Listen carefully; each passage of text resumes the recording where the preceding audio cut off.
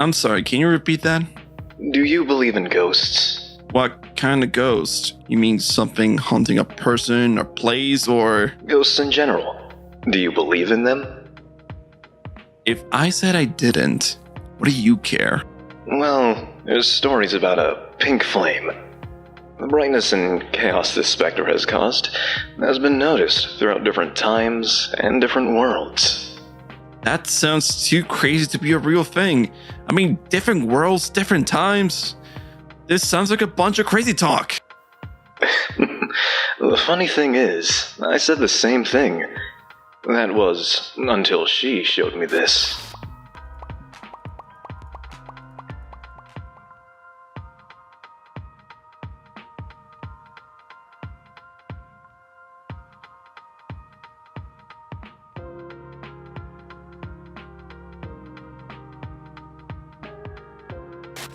That's impossible. There's no way any of that can be real. I've heard rumors happening, but this can't be real. Like I said before, I thought the same thing until she showed it to me. Wait, she? Who is she? There was nobody else here? Like I asked at the beginning. Ah! Do you believe in ghosts?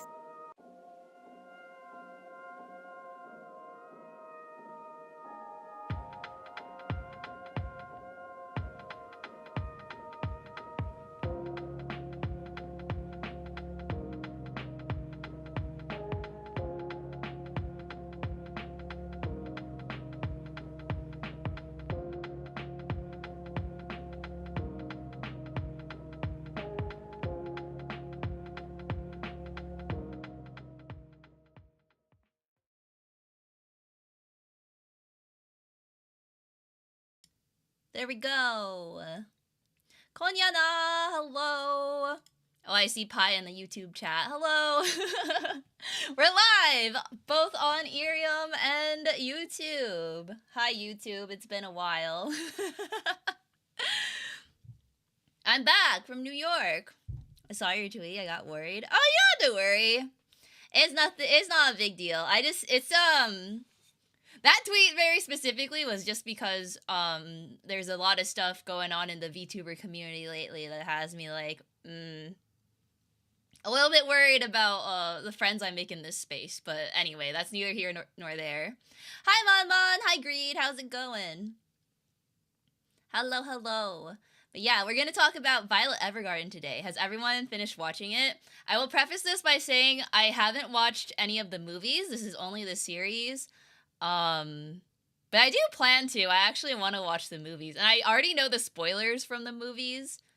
So if we do want to talk about it, we can. But I don't know if anyone else doesn't want to get spoiled. So, yeah. Yeah, it's just business. It's sad. Managed to watch the last episodes today. I'm sick. Oh no! Everyone's been getting sick, including me. Like, I don't think I'm, like, sick. Like, you know... like, incapacitated type sick, but definitely, like, my throat has been, like, really scratchy, and, like, yeah, it's not been a fun time. I've been, like, really, like, fatigued, too, but I haven't had, like, you know, like, or flu symptoms, like fever or anything. It's just been, like, I feel so weak. I'm always weak. Profile picture. Do you like it? I drew the thumbnail. It's just business, or rather just anime. That's true. But yeah. Between I mentioned this, I don't know where, I forget where I said this, but like between Easter and like being exposed to like the Gremlin children, and then getting on a flight to New York, and then walking around New York and taking the subway, and then getting on a flight back and like, you know, running back and forth to the airport. It's just been like, I'm surprised I'm not like more sick. Honestly, like, pat myself on the back for staying healthy enough to like stream. But yeah, good profile pic. Thank you. I made it literally yesterday. That's also why I've been kind of offline because I have like so much art stuff I need to catch up on. Like I still need to finish commissions. I'm almost like done with like everyone on my list, but I need to, or not everyone. I still need to get to Toast, but like my main people that I want to get to first. So yeah. Might not be able to make it to Erie on my phone's internet sucks for some reason, even though it has full bars. Oh no!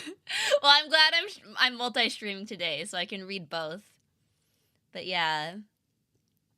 Don't even mention it, I love transit, but the NY subway was a very interesting experience, at least when I visited as a tourist. Yeah, I mean, I didn't have to take it during, like, peak rush hours or anything, so it was never crowded. Which, I don't know if New York, if the subways ever get that crowded, like the way that Tokyo does, where it's, like, sardine can, like, shoulder to shoulder. I don't know if that really happens in New York. Probably does during like events and stuff. But yeah, anyways. I was always able to find a seat too, which was nice. But I was there during like, or no, I went on a Friday. So never mind. That is like a weekday, so there would be like work people. Hi Senko, I just choked. I'm eating. I was eating. I saw your name, and I wanted to say hi while I was, like, swallowing my food. I haven't streamed in a while. I forgot I need to, like, swallow before I talk. Today's the last day of the month? Yes, it is. Which is insane! How has April gone by so fast? Like, what? I feel like I just finished watching Trigun Stampede. Like, honestly, Anime Club has helped me, like, keep track of the passage of time. Like, it has honestly actually helped me. Because I know how many, like, when a month goes by now. Also, hey, Pi! Welcome on Irium. But yeah, never let you put a cough drop in your mouth while streaming ever again. No, like, a cough drop is fine because I'm not, like, I don't have to, like, chew it or swallow it. I have, by the way, for what I'm eating, I have, like, this, like, my dad got it for free from Trader Joe's. It's, like, the Jingle Jangle, like, Christmas chocolate-covered pretzels and stuff, like mixed chocolates and stuff. It's from Christmas, and they were giving it away for free because it's like it's like May now. So I hope this is still okay to eat. It still tastes fine. It's just like chocolate. It's not like anything really perishable. It might be like a little bit stale, but yeah. Anyways, that's what I'm eating right now. Not a burrito. A burrito sounds really good, though. You know what I had earlier today, though? Sorry, we'll get to Violet Evergarden in a second. I'm just gonna, like, yap about my trip and my day for a little bit. But earlier today, I went to go watch Sinners with Tofu. You know that new movie, the Ryan Coogler movie with, like, Michael B. Jordan and stuff, with, like, the vampires and everything? It was really good, by the way. I have, like, some mixed feelings about some stuff, but, overall worth catching in theaters if you can. Burrito the series, yeah. You're a little bit stale? Yeah, maybe I am. You guys gotta give me away for free. I'm expired. But yeah, Sinners was good. I kind of wish, I mean, okay, I'll give like a quick review of Sinners. So, like, it's a 2-hour, 20-minute long movie. I would say the entire first hour is just all set up, which, like, I personally was okay with because it's kind of like a slow burn. But I think the marketing is a little bit misleading because the marketing has you thinking it's gonna be like a vampire horror movie, and the vampire horror part doesn't really happen until, like, the end, and when it does happen, it's like over so fast that it felt a little like unsatisfying for me. But like artistically, it's like a really good film. Just heard that has a really good rendition of the Rocky Road to Dublin. Oh yeah, it definitely does. Hi Natasha on YouTube. Hello. Hello. But yeah, overall I'd give it like a lot of people are hyping it up a lot, and you know, I think it's good, but I don't think it was like masterpiece level, not to me at least, because the like pacing of it and the like, I don't know, some of it felt a little too on the nose, and then some of it felt like it wasn't explained enough. So to me, it was like a 7.5 or 8 out of 10, personally. But yeah, anyways. Why was I talking about that? Oh yeah, I wanted to talk about, I was trying to talk about eating lunch today. I had udon with tofu for lunch today before the movie. Which, why was I talking about that? We were talking about food. Hi, E.T., how's it going? Feel like it's been a while. Hello. But yeah, udon. Haven't had udon in a while. Yeah, I had, I got this, like, you guys know what mentaiko is? It's like those little, like, spicy fish eggs, or, like, cod, I think? Cod roe fish eggs or whatever. I had mentai cream udon. That was really good. That was so yummy. I want to go back. I want more.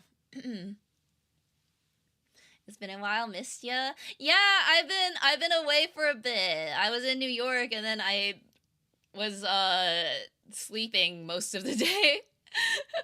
Which, by the way, part of why I needed more time to rest is because my parents went on vacation like yesterday, I think.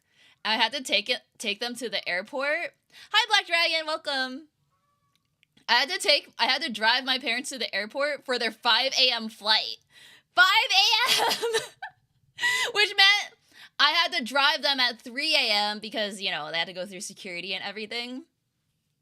So, yeah, my like sleep schedule is just like a wreck. Like, I'm so tired.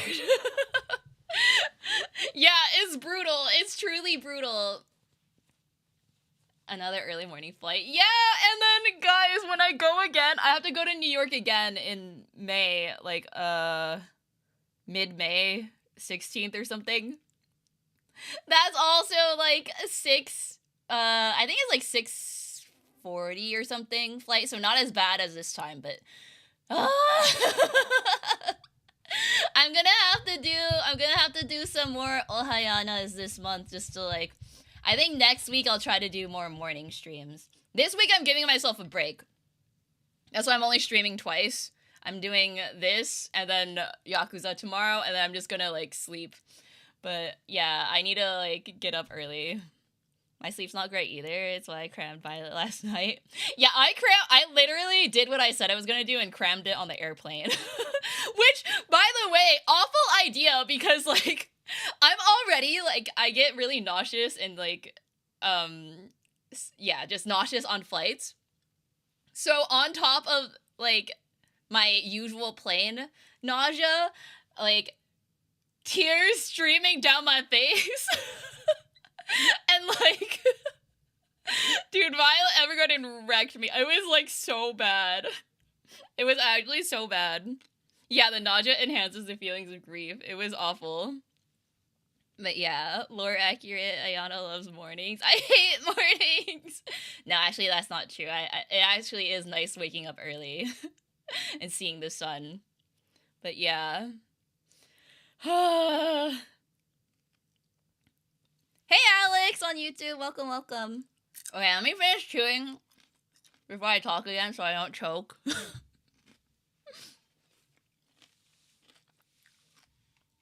Couldn't tell if I was cheering up because it was sad or because I was sick. I know, right?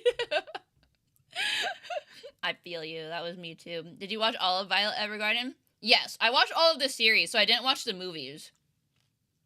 If that's what you consider all. Like, I haven't watched the movies yet. I think there's an OVA too, if I remember correctly, which I haven't watched. But yeah. Congrats, Greed, on the fan badge! Oh yeah, today's the last day to get that, because I'm so sorry that to anyone that, like, wanted to get, like, more fan badge this month, because I haven't really streamed that much.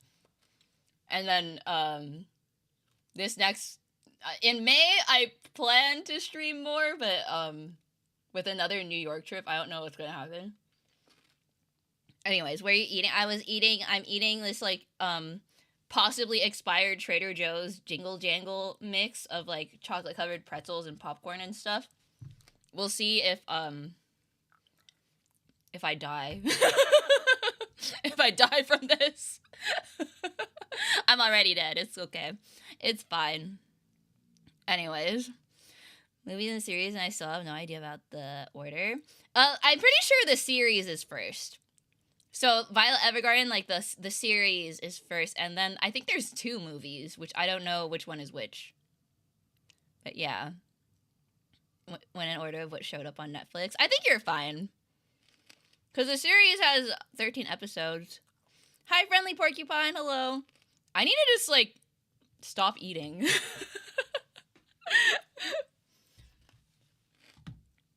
So I can talk. But it's so tempting when I have chocolate next to me. Hello, how you doing? We're gonna talk about Violet Evergarden today.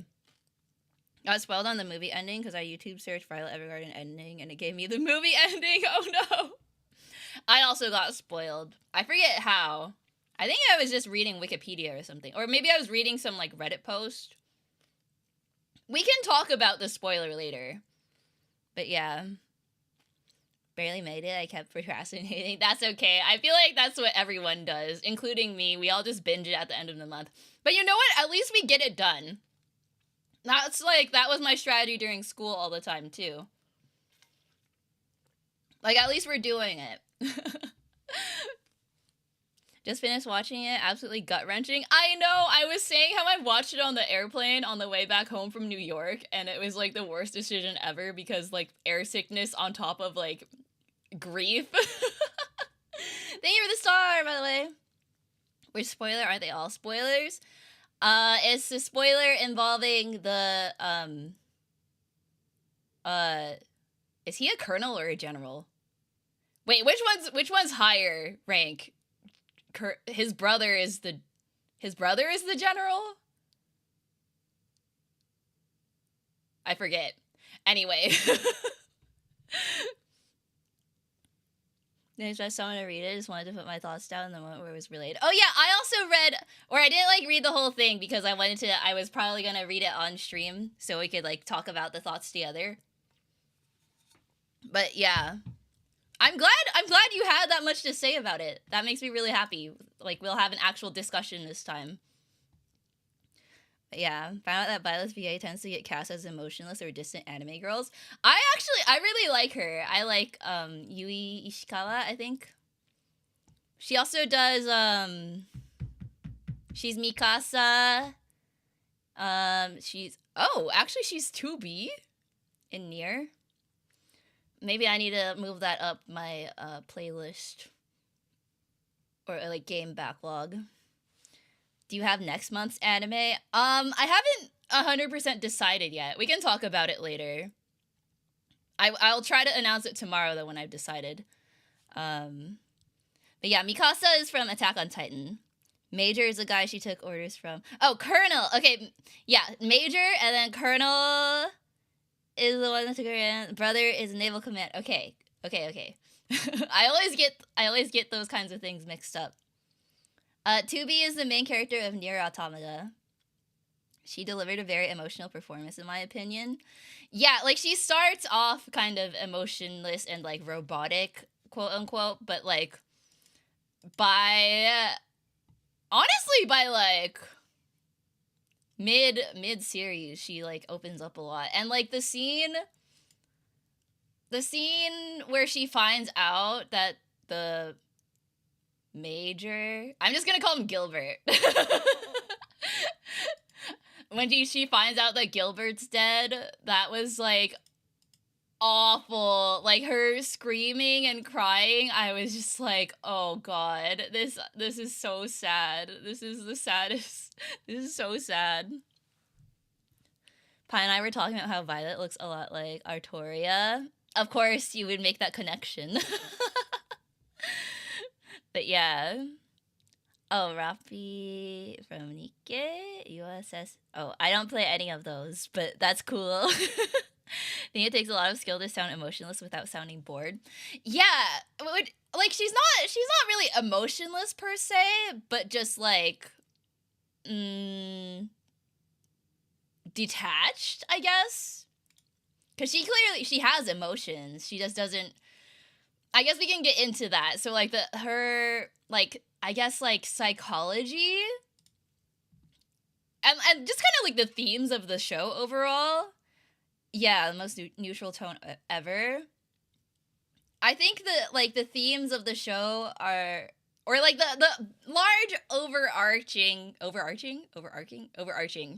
theme of the show is like Violet doesn't know what love is. Violet's like, I want to know what love is. That song, every time she said that song just like would go through my head. It was kind of funny. Like, I want to, 愛してる, like, no 意味が知りたい. Like, she doesn't know what it means.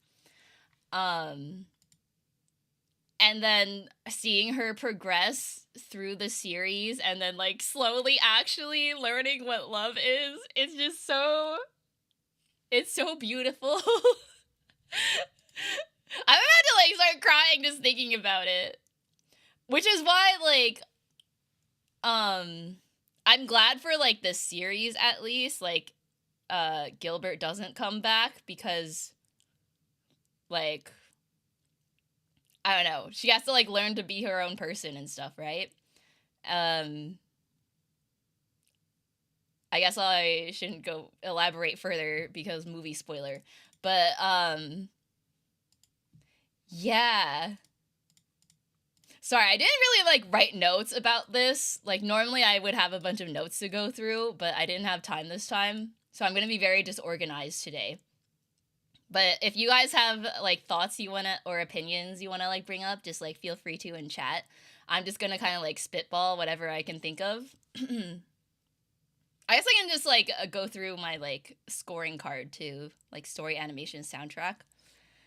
But yeah, first 3 episodes I was like, okay, I can see how people would cry to this, and I'm pretty sure I cried every episode after that point. Yeah, I would say like first 3 episodes, like I was like, this isn't that sad, I'll be okay. And then I think episode 10, the one with Anne and like the girl and her mom, and then the mom was writing letters to her future daughter. I'm like, are you kidding me? No, absolutely not. Like, that's so messed up. But it was really good. Like, messed up in, like, the best way. Yeah, that one got me. Felt like it would go against the theme of moving on if he came back at the end. Yeah.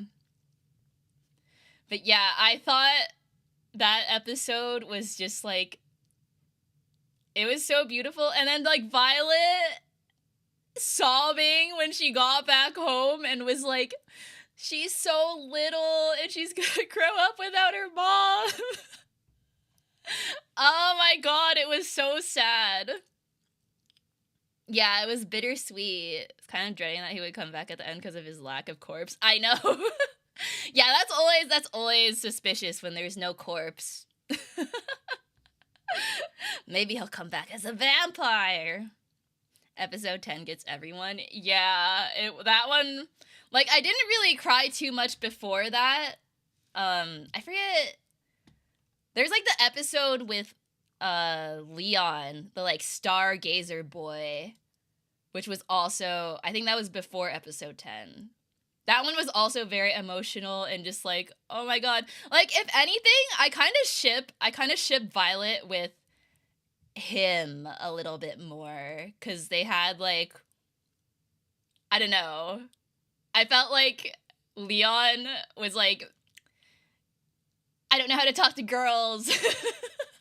And then he like learned how to talk to Violet, and then Violet's like, I don't know. It was so cute. That was my favorite episode. I don't know if I would say that one was my favorite, but it definitely is one of like the ones that left a stronger impression in my mind. Episode 7, the one with the playwright and the lake. Oh my god, that one was so good too, with like the umbrella and like that scene where she like runs onto the water and like jumps on the leaves. It was so beautiful. It was so well animated and just like, oh my god, Kyoani.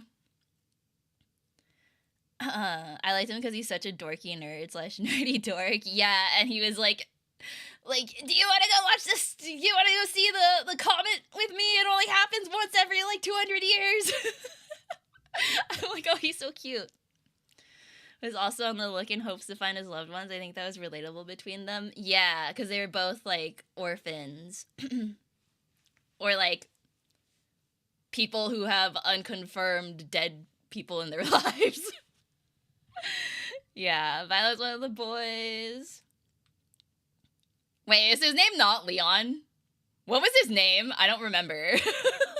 Did I say his name wrong? Was it not Leon? Am I making that up? It was like L. It was something. It started with an L. It was right after learning how grief of losing a loved one feels like, and then immediately finding out Gilbert's dead. Yeah, the pacing.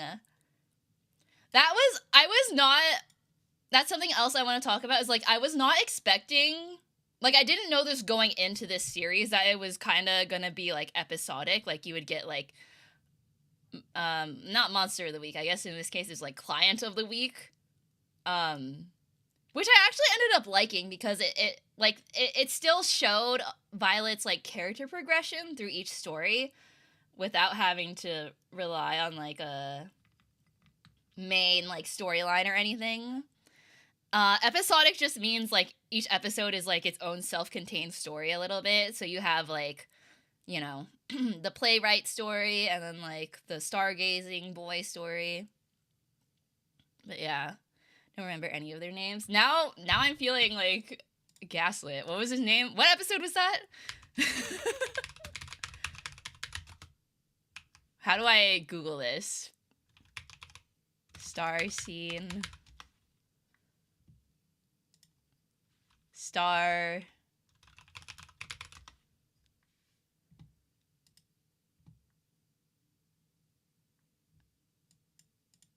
Wait, it is Leon. What do you mean? Yeah, I'm talking about Leon, the guy with the long black hair. Wait, why did you say that then? You made me think that's not his name. That's literally his name. What do you mean? I'm talking about Leon. I am talking about him. Get gaslit. No, I was right. It is Leon. That's who I was talking about, the Star Boy. Who were you talking about? Oh, the lake guy? No, I was talking about Leon. I don't remember the name of the lake guy. What's his name?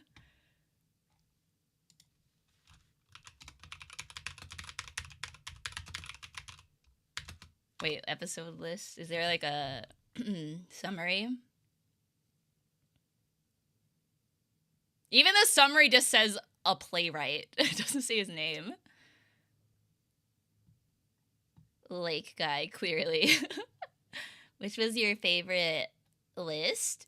Do you mean like episode? Oh yeah, episode.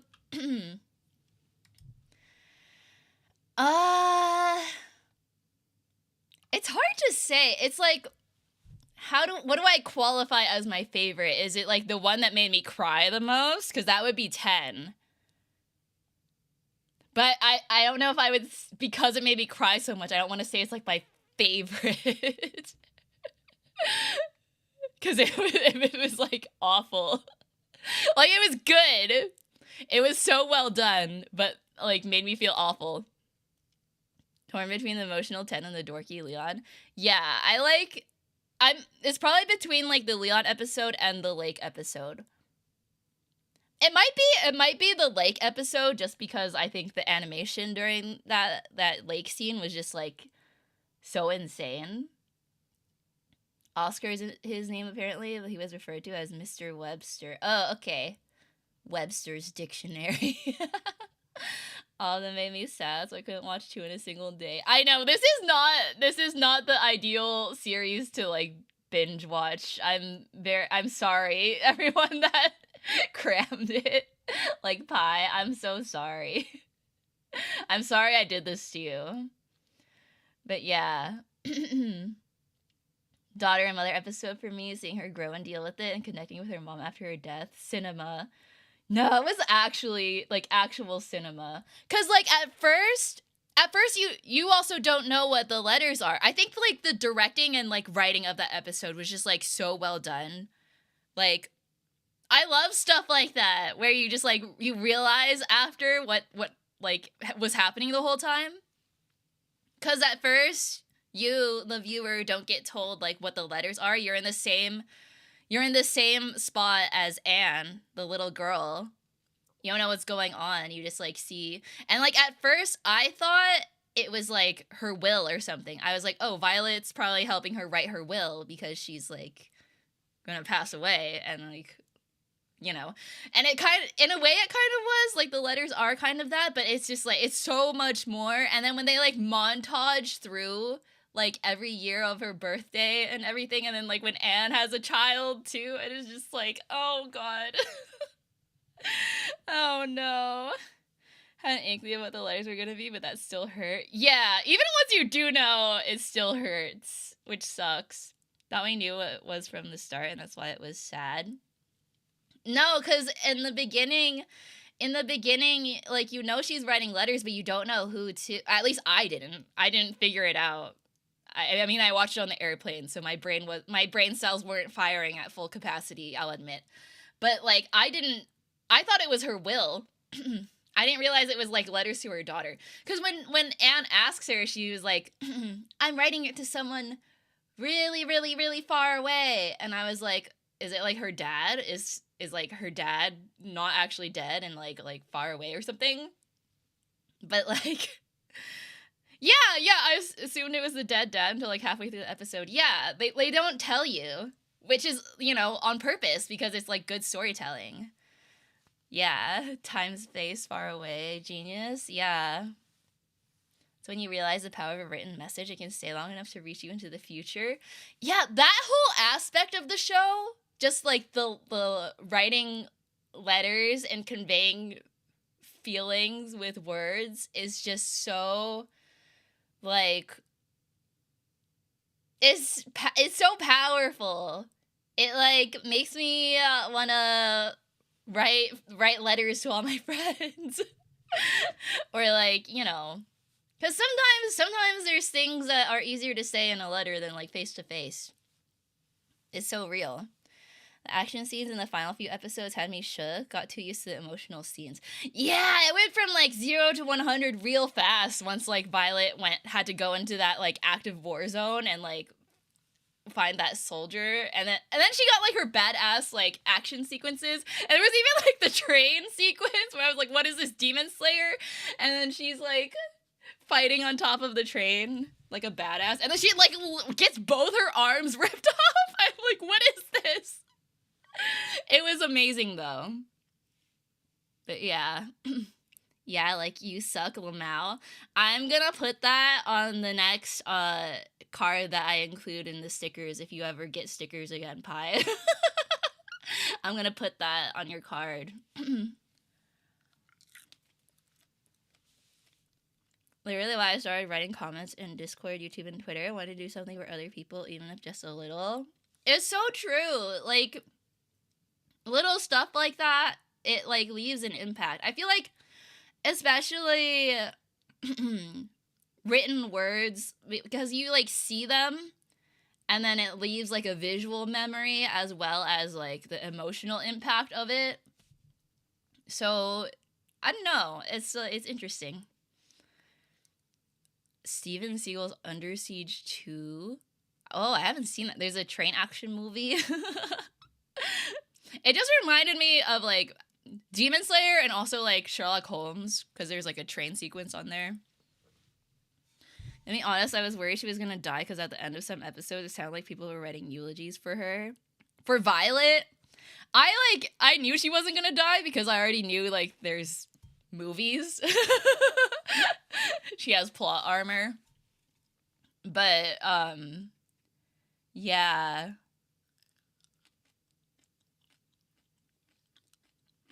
Sorry, I'm eating more chocolate.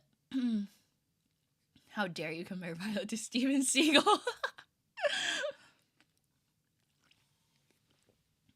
One of the Detective Conan movies had train action too. Trains be like that sometimes. Those kinds of sequences, I'm like, how? They make it look so easy to just stand on a moving train. Like, I know, like, physics, it's like an object in motion will stay in motion unless acted on by another force or whatever. So if you're like standing still on a moving train, like you would technically not move. But I'm like, if there's like wind resistance, why'd you recite the whole Newton law? I'm making a point here. I'm getting to a point. But if you're standing on a train, is there not like enough resistance from like, or like friction or whatever from the wind, or like, and also like walking forward and like getting shot? Like, would that not launch you off the train? Like, how do people stay standing still on trains? I don't get how that works. I know it's probably like, you know, it's an anime, or like movie magic, but like, you went like word for word. I'm just trying to show that I'm smart. I'm a smart, educated ghost that knows the laws of physics. People surf on trains all the time. It's possible, but really dangerous. Happens a lot in the US. I've never seen that before. Maybe in New York where there's like more trains, but like here, Bay Area, like, I don't know. Cause I think Caltrain, it probably like goes through too many like bridges or whatever for that to be like viable. You'd like decapitate yourself or something. Funny Joe, we know you're not smart. Wow, okay. Would a smart person be able to recite Newton's law? I don't think so. But yeah, anyway, back to, what were we talking about? The train scene. I do kind of like that, that there's just, like, so much variety in this series. Because at first, like, with the first episode, or I guess, like, first 3-ish episodes, where I didn't know it was going to be, like, client of the week or whatever, I was like, I don't know if I can, like, get into this so much. I thought it was literally just going to be, like, daily life of a girl that learns how to write letters in a mansion. I was like, all right, let's buckle in for this. That'll be fun. And then it actually ends up being like way more than that, which I was very impressed by. Trains are great for action sequences. Oh, Bullet Train. Yeah, I did watch that. Yeah, I love train movies. I love Train to Busan. I love Snowpiercer. I love what other movies take place on a train. I like that one scene in Mission Impossible 5. The one with Haley Atwell, where they're on a train. I do actually enjoy a lot of train action sequences. Snakes on a train. Action scenes kind of do take me out occasionally because of Violet going superhuman. I don't know. I kind of like it because I feel like Kill Annie, Kyoto Animation, the animation studio, they don't really often get to flex a lot of like action animation, because they do a lot more like slice of life moe style things from what I recall. Which I'll talk about the animation studio, or I guess I can get into it now. But yeah, Kill Ani. I think one of their last action anime was probably Full Metal Panic. Yeah, and that was like ages ago. That was like pre-Haruhi. And then after, I feel like after Haruhi, it just became like mostly like K-On style, like cutesy. But yeah, Artoria Pendragon gets isekai to World War One like world and learns to write letters. Yeah, pretty much. But yeah, Kyo Ani. I did like try to like research a little bit. So the whole series of Violet Evergarden, like the TV series was done before the like, if you guys don't know about like the arson attack on Kyoto Animation, I think that was in like, was that like 2019 or something? Made another poem for you, almost made, so I might as well show you now. Oh, nice, E.T. Mice with a big heart, turning our frown upside down. A ghost full of art, her presence cannot be blown. For a second, I almost read that as brown. I was like, yeah, I'm brown. Ayana, your fire fuels us, making our day brighter with no fuss. Burn bright, shine bright, the fire within you is full of light. Your voice filled with joy makes me overjoyed, giving me energy no one can destroy. Aw, that's cool. That's nice. Thank you, E.T. That's very wholesome. But yeah, as I was saying, so like the Kyoto Kill Ani.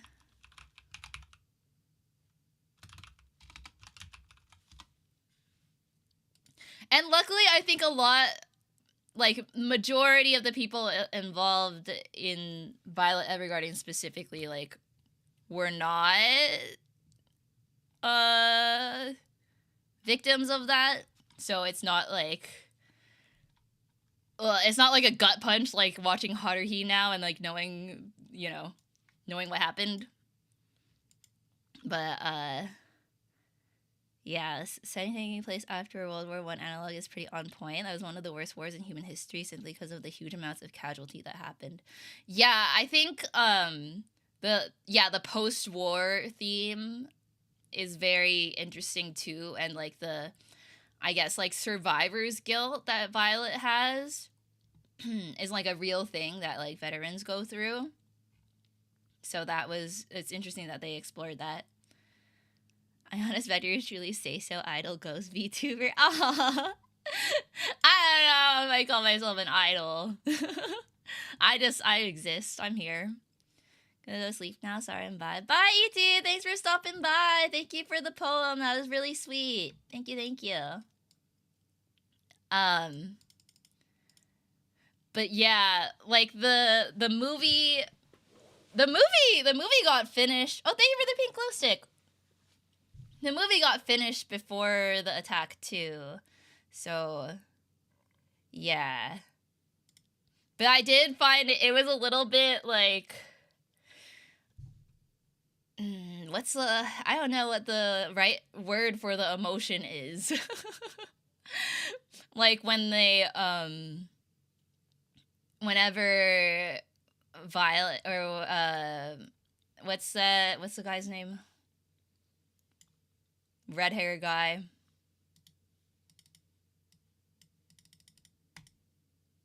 Claudia. When he like was saying the thing, yeah, bittersweet kinda. Yeah, Claudia.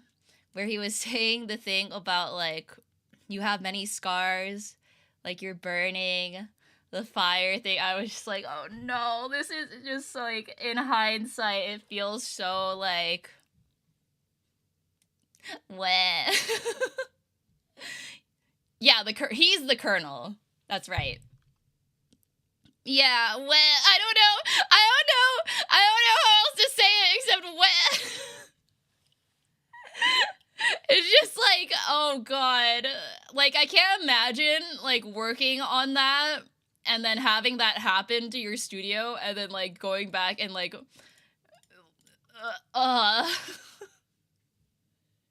it's just so sad.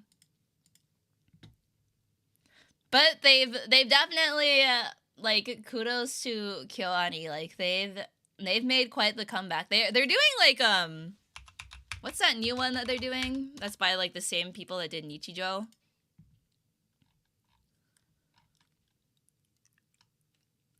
I can't find it. But yeah, I was and am a huge fan of their studio. I think, like, honestly,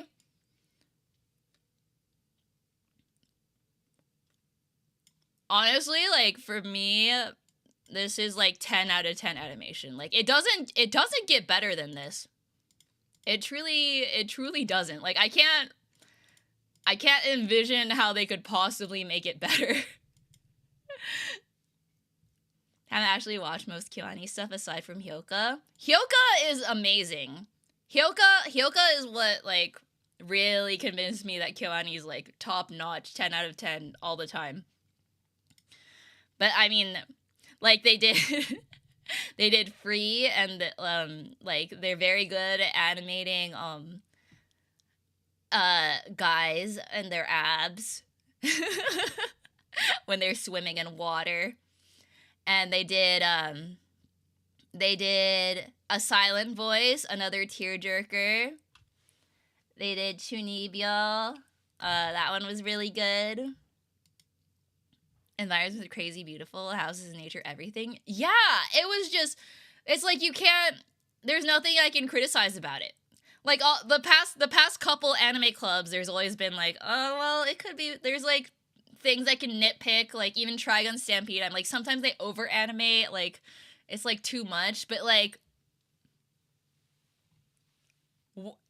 I have nothing to say. Always on model, always consistent, like, perfect. 10 out of 10, actually.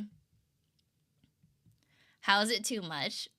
So Trigun Stampede, because it's like CG, like 3D models, that gives them the ability to make everything move all the time without having to redraw it. So, one of my, like, main criticisms I had for the animation of that was just, like, the fact that they couldn't just hold frames still, especially the hair. Whenever anyone moved their hair just like a little bit, there'd be so much like hair like follow through and like animation that I was like, it's actually kind of distracting. Or like, they did a really good job making it like feel very like springy and like squash and stretch. They did really good making the 3D models like capable of doing that, but sometimes it was like a little bit too much. But yeah, you should watch it again just to be sure of the score. I don't know if I could handle that. Only thing I can nitpick was the way that the tears are too blobby, but that's super nitpicky. Even that is just like, it's kind of, I think that's just kind of how anime tears are. Like, Ghibli tears are just very blobby, too. I think that's just, like, a style choice. Which I guess you could argue, like, it's like, my other criticisms of stuff are style choices, but... But, like, I can't nitpick even, like, the storyboarding, like, the shots are all just, like, very well done. Like, everything's... Nothing feels like they had, like, crunch animators, like, crunching, you know? It feels like they gave everyone an appropriate amount of time to put their best effort into it. Like, you can tell. Some 3D anime emulate 2D animation, like D4DJ. Wait, what's that one? What does that stand for? Crunch. Because, yeah, even, like, I was saying this about Apothecary Diaries. There were a lot of shots in Apothecary Diaries where I was like, oh, they ran out of budget there. I can tell they were probably stressed and had to do that in like 2 hours. But with this show, I don't know, did it air on TV to begin with, or was it like straight to Netflix? I don't really know. But it's just like such high quality. There's not a single like moment where I was like taken out of it by the animation quality. You know what I mean? Anytime they zoom into the bruise to make it all swirly. Yeah, that was, I guess that is a little bit overkill. I would agree with that. But I can also see why they did it, because they're trying to make it like feel more like ethereal. Like that like kind of makes it more like you're seeing it the way Violet sees it. Like it's so like ethereal to her and like special and like I don't know how to put it, but yeah, it makes it more like seeing his eyes. D4 DJ first mix. I've never heard of that.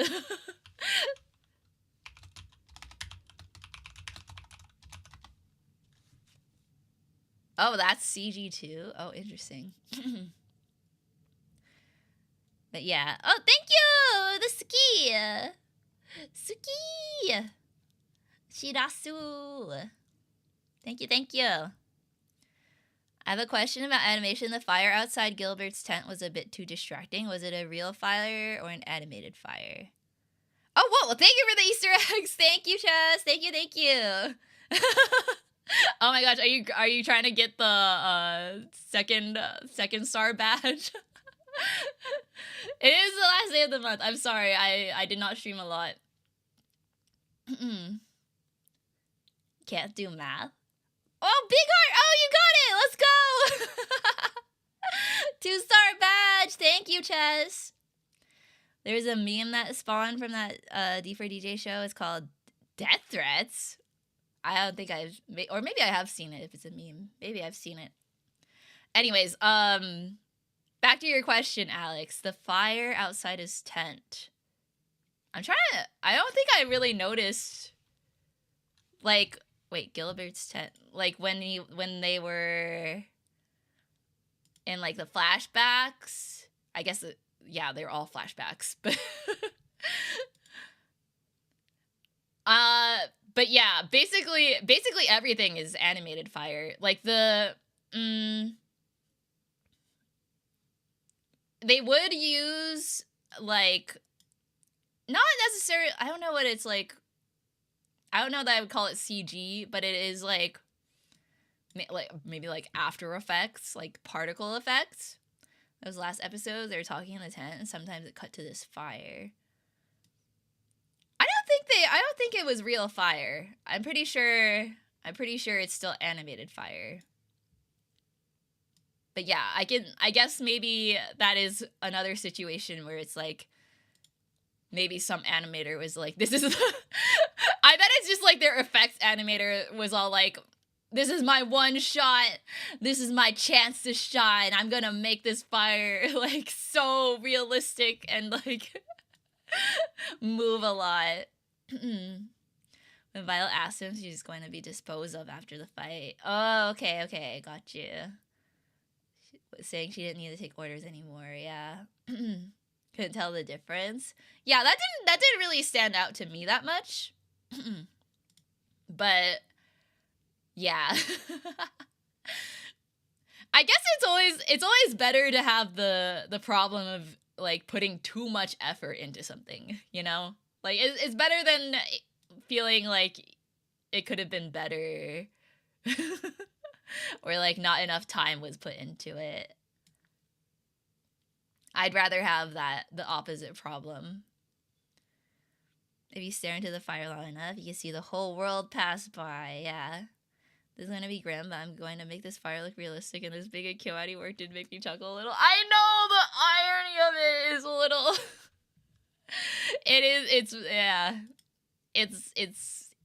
It's rough. But yeah. Anyways, so I still would give it a 10 out of 10. Like for me what stands out about animation is just if they do the character animation really well. And like, you know, background art, all that stuff, but for me, it's like the character animation, like the acting. I feel like KyoAni, every time when they animate humans, they put so much like, what's the word? I guess like body language. Oh, thank you for the boba. Thank you, Senko. Thank you. Congrats on the fan badge. Thank you. I was mid animation rant. I'm sorry. 5 minutes to flex our badges. I'm so sorry, you guys. I'll try to stream more at the beginning of next month so we can we don't have to cram it at the end. What was I saying? Yeah, Kyoto Animation. Which I don't know. Maybe this is because it's like they hire a lot of women animators, and these are things that women notice more. But they do really good body language, body expression. Like the movements are not generic. Like they're acting. Cuz I feel like a lot of less, I guess, less prestigious or whatever anime, they go for more generic movements because it's they're just copying from a, the database they have in their brain of this is what a walk cycle looks like, this is what a run cycle looks like let's do it again. But I feel like every movement and even the way they lip sync sometimes is just unique and tailored to the character and their acting. How much longer will Spectre stream for? I'll probably go for at least another hour, if not more. Depends how long I rant. I have time tonight, so I can go as long as we want to. But yeah, did you have a favorite character's design? I know this is kind of a cop-out because she's the main character, but I really like how Violet looks. I like her whole outfit. I love her hair. I love her robot arm design. It's just it's just cool. She's so feminine, but also badass. I like her shoes. Hi, Kenny. Welcome. Hi, Beer48. Hello. We're talking about Violet Evergarden. Spectre is saying the animation looks motion captured. No, I'm not saying it's motion captured. That is absolutely not what I'm saying. I'm saying they put a lot of thought into the character movements. So that could mean that they do a lot of live action of reference, animators, they'll take videos of themselves for reference to see what the acting is like, but they're just I'm just saying that they put the extra amount of seasoning. Animation seasoning. You don't have to go that far, but just putting that extra flair on the way a character moves makes them so distinct. You know what I mean? Iris and the Glasses Girl. I actually really like the Glasses Girl too. Like them too. They have my favorite designs. It's Kendrick Lamar's song can play about Drake, but reversed. Wait, what do you mean? For comparison, what are some slice of life / drama animated by guys? I can only think of shonen examples. Well, I think most studios have probably mostly guys. I think Kyoto Animation stands out as the one studio that's mostly hiring and training women. Obviously other studios have women animators, but if we're talking about who the key animators normally are, directors and stuff like that, it's normally guys. So most anime you watch. Fair, Violet's great. I get ya. Yeah, she's so. I like her like hairstyle too. Like, who taught her how to do her hair? How did she learn how to do those braids? I can't do that. Feel the same way about how characters talk. A lot of people miss the minute details of how a character talks that reflect their personality. Yeah, there's a lot of nuance to like every aspect of stuff like this. It sounds weird, but I like the design of the background characters in Violet Evergarden. Yeah, even the background characters, like, they feel like they fit in the world really well. I'm trying to remember what other characters. I also really liked the princess character in what episode was that? You know what I'm talking about? The like princess, the like bratty princess. I really liked her hair. What was her name? Hi, Shrimply MJ. Welcome to the stream. We're talking Violet Evergarden. Hello, hello. The big boob doll lady taught her how to do her hair. Yeah, probably. Oh no, the blue! Your badges are gone. Oh, it's 9 p.m. Oh my gosh. I'm so sorry, guys. Well, time to get them again this month. Your thumbnail is absolutely stunningly gorgeous. Thank you! Thank you, thank you. I drew it myself. I copied a Violet Evergarden poster.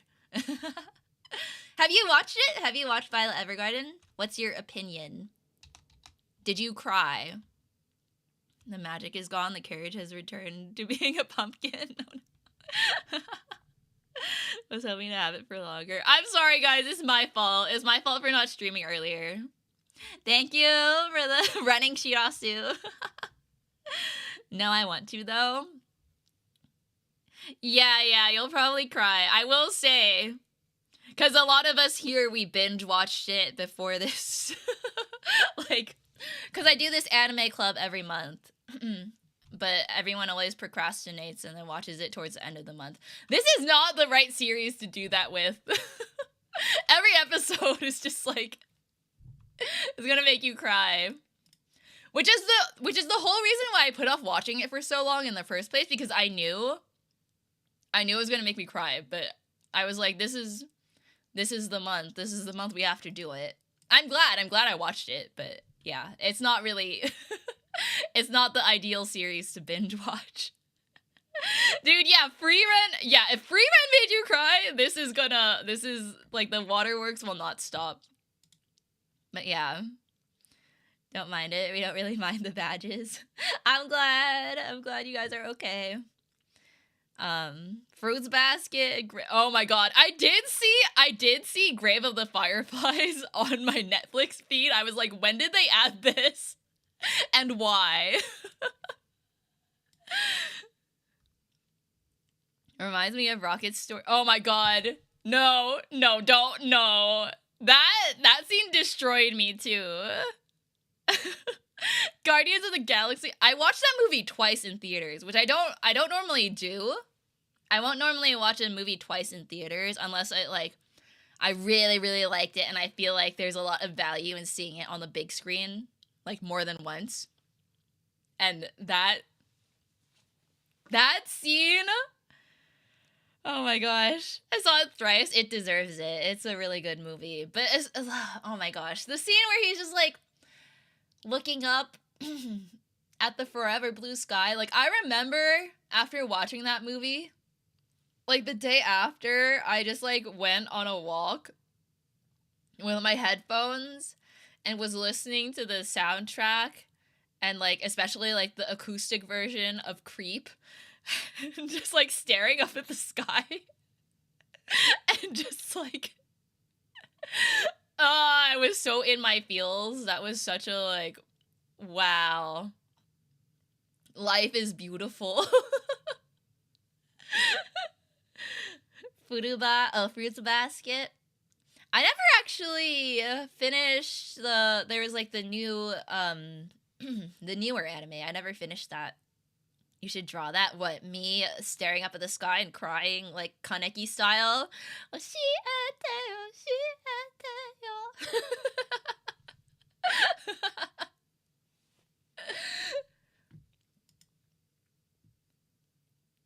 The one of the parents?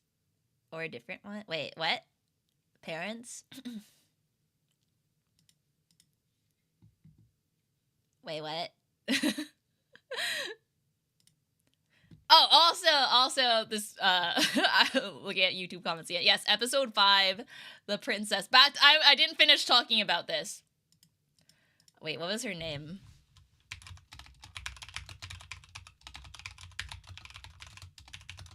Charlotte.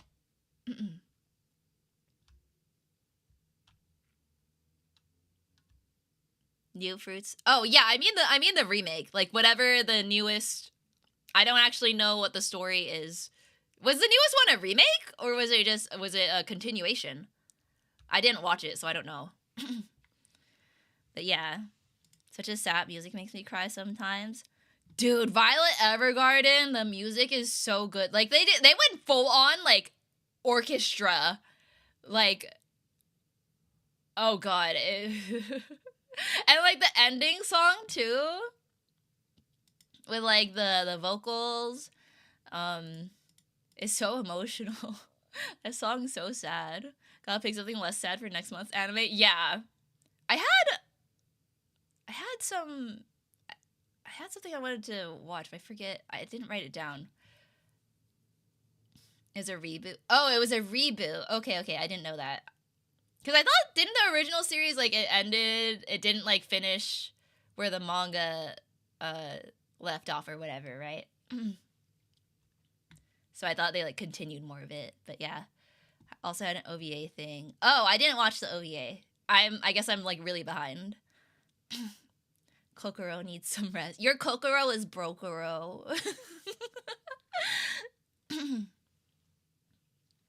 Speaking of Radiohead, I've been addicted to your song Fake Plastic Trees. Oh yeah, Radiohead is such like, it's such good like edgy like edgy yet emotional music, I guess. I didn't like it. I think it's an unfair take on the music. More like not my style, but it surely fits the vibes. It's very it reminds me a lot of like Ghibli music. Ghibli like orchestral music. And then like the ending song, I didn't like it at first, but like by the end, whenever it would like start playing, whenever she's having like her emotional moment, and then it's like, "Anata no koe ga michishiru be," then I would just start crying. Yeah, very cinematic feeling songs. Thank you for the follow. Thank you. I think the original Fruits Basket deviated in the sense that it was way more comedic and had less of the drama, sadness / therapy. Yeah, that's what I remember from like. I did watch the original series. I don't remember it ever being that like depressing. Yeah, lots of violins, very sad. But yeah. Simple Plan. They played Scooby-Doo's theme. Scooby-Doo theme. Scooby-Dooby-Doo. Where are you? I don't know what comes after that, actually. But yeah. I wouldn't say, like, soundtrack-wise, it's, like, the most memorable for me. So it's not, like, 10 out of 10 or 9 out of 10 or whatever. Got a mystery to solve today. Oh, is that the next lyric? Soundtrack, I'd say I'd give it like an 8. Actually, yeah. So here's my scorecard, guys. So story, I'm gonna give it an 8. I would say higher because it made me cry so much, but I think the first like 3 to 4 episodes, kind of like brought the score down for me because I didn't like start getting into it until like episode 5 pretty much. So I would give it like 8 out of 10. And the score is like inflated by the by the episodes that were like amazing. That's the last line I know. Yeah, I don't remember any of the rest of that song either. Yeah, it was weakest at the start. I agree. Because it was set up in a way that made me feel like it wasn't gonna like, or it was set up as a different kind of series than it actually was, in my opinion. Like I said before, it felt kind of like it was just gonna be her and the other dolls in the, working. But then the other dolls weren't even really that important. Like, they were cool characters, but yeah, I thought it was gonna be like an ensemble cast kind of thing. But it like mostly focused on Violet, which ended up making me like it more. Cause I'm never really a fan of like shows that like focus on too many characters at once. Like, that's what pissed me off about Game of Thrones, was how many characters there were, and like whenever they would like switch POVs between like characters I didn't care about, I was like, I'm only here for Arya Stark. I do not care about like literally everyone else in this series. I'm not even the dragons. I don't care. I don't care. I don't care about, I forgot his name. Kit Harington. Jon Snow. I literally could not give less of a fuck. I only cared about Arya. So I like series like this that focus on like one person. Cause then it's like, if I like that person, then I'll be happy. I get story of that person. Versus if it's like an ensemble cast, sometimes it will focus on someone that I literally do not care. Shows the start of her rocky road, so I don't mind it. Yeah, like it set up what it needed to for Violet, but I just felt like everything else around it was like kind of like, okay, why should I care? Like, especially like that one character, what's his name, that wears like the heels. I was like, why is he there? What function does he have? Like, I thought he was gonna be like her work buddy or something, but then he ended up like not being that important. Do you personally feel like or feel that the episodic format hurts it in that regard because we don't get to see these characters much? Yeah, it does make the other minor characters like less important, but it makes Violet the centerpiece, which is why I started enjoying it more once they ditched everyone. Once they ditched the other like supporting characters, because I literally don't care. Yeah, the boy. I thought he was gonna be like a main character, and I was like, okay, all right, I guess. But then I was glad when she like started traveling. We give the story an 8, animation a 10, and the music an 8. Me too! That's literally the score I have right now on my card. Wait, so that means 8 plus 8 plus 10 divided by 3. 8.7 overall.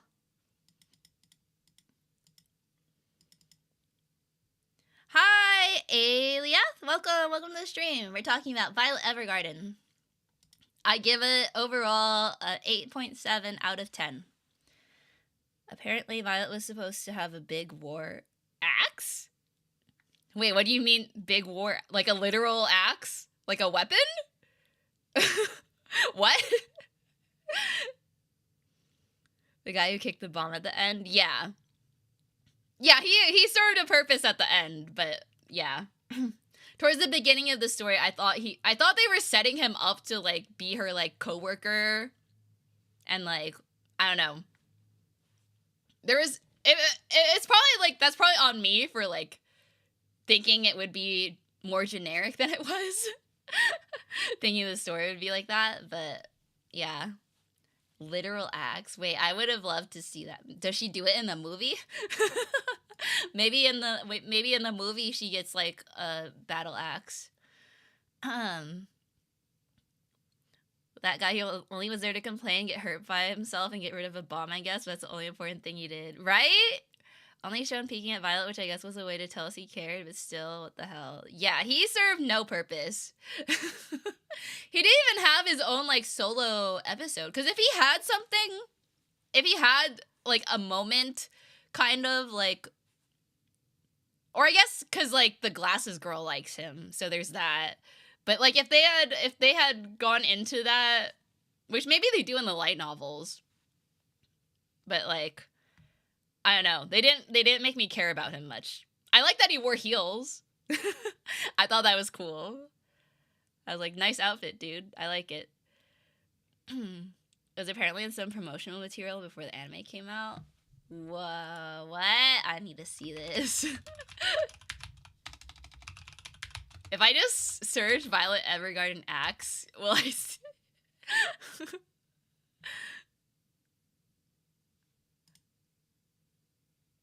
Wow, I see some, like, concept art. Oh, yeah, he did call Claudia Papa. That was kind of funny. Yeah, the guy in heels.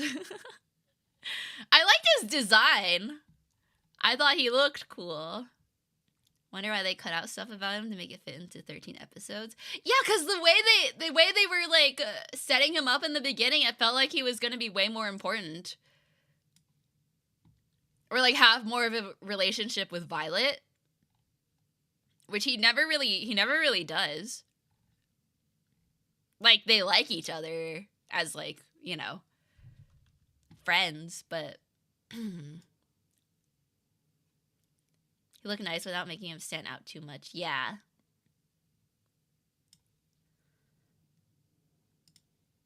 Even when he drives by her, he doesn't really stop for much to care. Yeah! Yeah, and, like, when she first got to, like, the mail delivery place, and he was like, all right, here's your deliveries. See ya, I guess. And just, like, leaves her alone. I was like, what the hell? All right.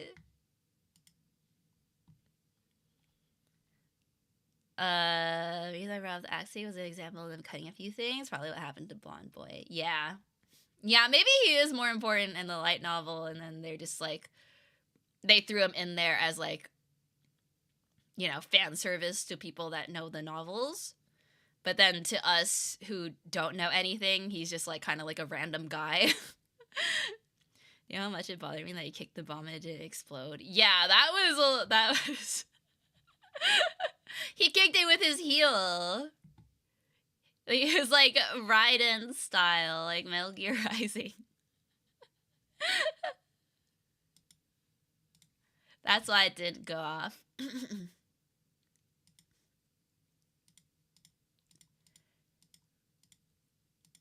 But yeah, other than that, I don't know. I don't have, like, too much to nitpick about it. I did like it overall. Her arms getting destroyed makes me think, man, everyone with automail arms gets them destroyed at some point.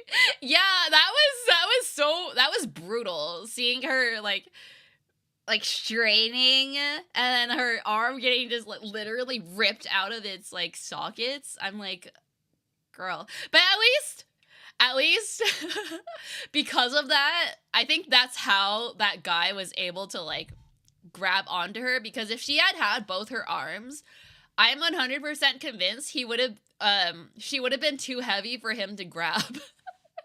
They both would have fallen. But because she didn't have arms, he could, like, grab her by the shirt. Oh yeah, the bombs were probably timed. Yeah, maybe. Just the vibration should trigger the explosion. I mean, I'm no explosion expert or anything. But yeah, I thought it was really funny that he... Because that guy's, like, so skinny and small. That's why he wears heels. I'm like, there's no way he'd be able to lift her entire weight with the metal arms. Source 20 movies of bombs of Detective Conan. Are there a lot of bombs in Detective Conan movies? That's so funny. What else was I gonna say? I guess we pretty much covered everything. Story, animation, soundtrack. I'm trying to remember. Probably. Yeah, it's sort of a running joke. Wasn't Noel's whole thing that he stabilized gunpowder so it wouldn't go boom when shook? Oh, was that a thing? I don't remember. Anyways, I do want to watch the movies now. I think I will. I guess on that topic, so I don't know how many of you guys have watched the movie, but I am gonna talk about the spoiler now. So if you don't want to get spoiled, I don't know, mute me for like 2 minutes, I guess. The dude that made the Nobel Prize, I think. Oh, really? I have not. I know the character spoiler though. Yeah. So basically in the last movie, the Major Gilbert. Okay, you guys have seen it and you or know already? Okay, so the Major is alive. Gilbert's alive. And then I read like the spoiler of like, or maybe I won't go too much into like the plot and everything, but I do kind of feel like feel like I'm fine with what I watched. Feel ended perfectly in that last episode. Yeah. That's how I feel too, especially knowing that spoiler. So I think Gilbert being dead, you know, like, or at least Violet believing that he was dead, was just like, it was so much better for her as a character, like the character development, because the whole series is about her like learning empathy and learning what love is, and then also learning about the I guess like impermanence of life, right? Like with her being able to empathize with Anne, like losing her mom and everything like that, and then like learning about grief and moving on and everything, and also like no longer needing orders from the Major to like live her life. So the fact that he comes back, like I haven't watched it, so I don't know how they handle it, but like narratively it just feels like a step backwards to me. Seemed like it undid a lot of her learning things, like acceptance. Yeah, that's what I'm getting at too. I like to say that I get narratively how the guy being alive sort of ruins the message. As someone that's a bit too sensitive when it comes to fictional characters, Violet deserves a happy ending like that. I agree. I think like I like her being able to be happy. What I don't like is that, another spoiler, is that it's at the expense of her career. If you know what I mean. Hi, Hilly! Sorry, we're talking about movie spoilers now. So if you haven't watched the Violet Evergarden movie, which I also haven't watched it, but I read the spoilers because I was curious. Like how the Yu-Gi-Oh fan base was divided on one of the Yu-Gi-Oh movies where Yami Yugi comes back, because the end of the anime was about them moving on. Wait, Yugi? I didn't know that happened. I'm not caught up on Yu-Gi-Oh lore. That's crazy. Oh no, it's okay. I don't care. I'm not gonna go watch Yu-Gi-Oh, so that's okay that you told me. I didn't know that was a thing. That's funny. But yeah, so like in the movie, apparently like she goes to live with Gilbert, on the island and just decides not to be a auto memory doll anymore, which is weird. I don't know. I'm like, okay, happy ending, but like, why though? Like, what couldn't they? Why did she have to go live with him on the island? Why couldn't he live with her in the city? Like, I don't get it. I meant Violet was still dependent on him. Yeah, that too. That like she had to stop doing what she was doing to go be with him, but like it should be the other way around. He hasn't been doing anything for like 10 years. Probably why I'm not as critical when it comes to media, because I just want characters to be happy. Yeah, like I don't want to say like, oh, he should stay dead because Violet needs to be miserable. Like I don't agree with that either. I think it's fine that he was alive, I guess, but the like the way it ended is weird to me. Yeah, love versus career choice. I mean, I didn't watch it, so I don't know how it was handled exactly, but just from reading what happened, it feels weird that she goes to live with him on an island instead of, you know, continuing to do what she learned how to do. Could have been like, yeah, he's alive, I have a life now. Exactly. Yeah, she just turned into a trad wife. I'm like, what's up with that? What's the Violet probably made up her mind to live with him. You know how she is. Yeah, but it's like, what about all this stuff you learned about, like how writing letters is like, and then the feelings and everything, and like, I don't know. I guess I'll have to watch it to see how they handle it. But yeah. Hello, fun time, Gregory. Hello. Not like she should be miserable, but improving, getting better, and dealing with the pain makes them more human. Finding Gilbert seems like a way to make people happy or something. Yeah, and from what I read, in the movie when she finds out that Gilbert's alive, like, of course she's happy, but then, like, he makes her miserable. He tells her to fuck off. And then she's, like, really sad. So, I don't know. Yeah, nothing's wrong with trad wives, but like, I don't think, yeah. That makes no sense. Like, the whole, apparently again, I haven't watched it. This is just what I read from the summary.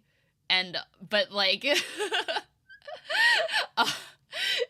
she like, finds him alive on the island or whatever, and is like, oh my gosh, Major, like, you're alive, I'm gonna stay with you forever. And he's like, no, you're too, like, basically like, it's not me, it's you. Or no, it's not you, it's me. Sorry, other way around. He's basically, it's not you, it's me. Like, I can't be with you because you don't deserve to be with a man as bad as me. I told you to live, yeah. Yeah, he pushes her away because he still feels guilt over making her a weapon. Yeah, that's what I'm saying, though, is because it's, like, him feeling bad. But it's like, do you not see that she also, like, that is hurting her? I don't know. I just think it's messed up. It's like, it's not really a happy ending in that way. You know what I mean? Although they do get together by the end and, like, live on the island, which is fine. But yeah. You don't deserve to be with a man like me, meanwhile his brother's smirking. Yeah, even he was like, don't negate the character development. Like, the monkey's paw of having a really good anime was having a really bad movie summary. Yeah. Like, I'm sure if maybe I am gonna watch it, and then maybe the way they, like, portray it in the movie will be less awful than the way the summary reads. But I'm gonna, like, reading that summary gave me the ick. I was like, no, what? Really? Like, what? Yeah, I am just judging it based on the summary, but like you have to admit that does not make it sound great. Which, you know, I have heard a lot of mixed reviews about the movie, so that's why I was curious about it after watching the series. I was like, okay, so why are people like why does it seem like a lot of people are critical of the movie? I'm like, oh, I can see why. I'll have to watch it though. Like, yeah, I agree. I can't really judge it until I've like I really watched it, because maybe they like you know, address things in ways that are less upsetting. But yeah, have you ever watched Vision of Escaflow? Don't watch the movie. Apparently it's also really bad. What is it about anime movies and just not being able to be like written well? You would think if you have like a shorter time to fill, like you could do a better job, but I don't know. We have a bias now, I feel like. I mean, it's fine.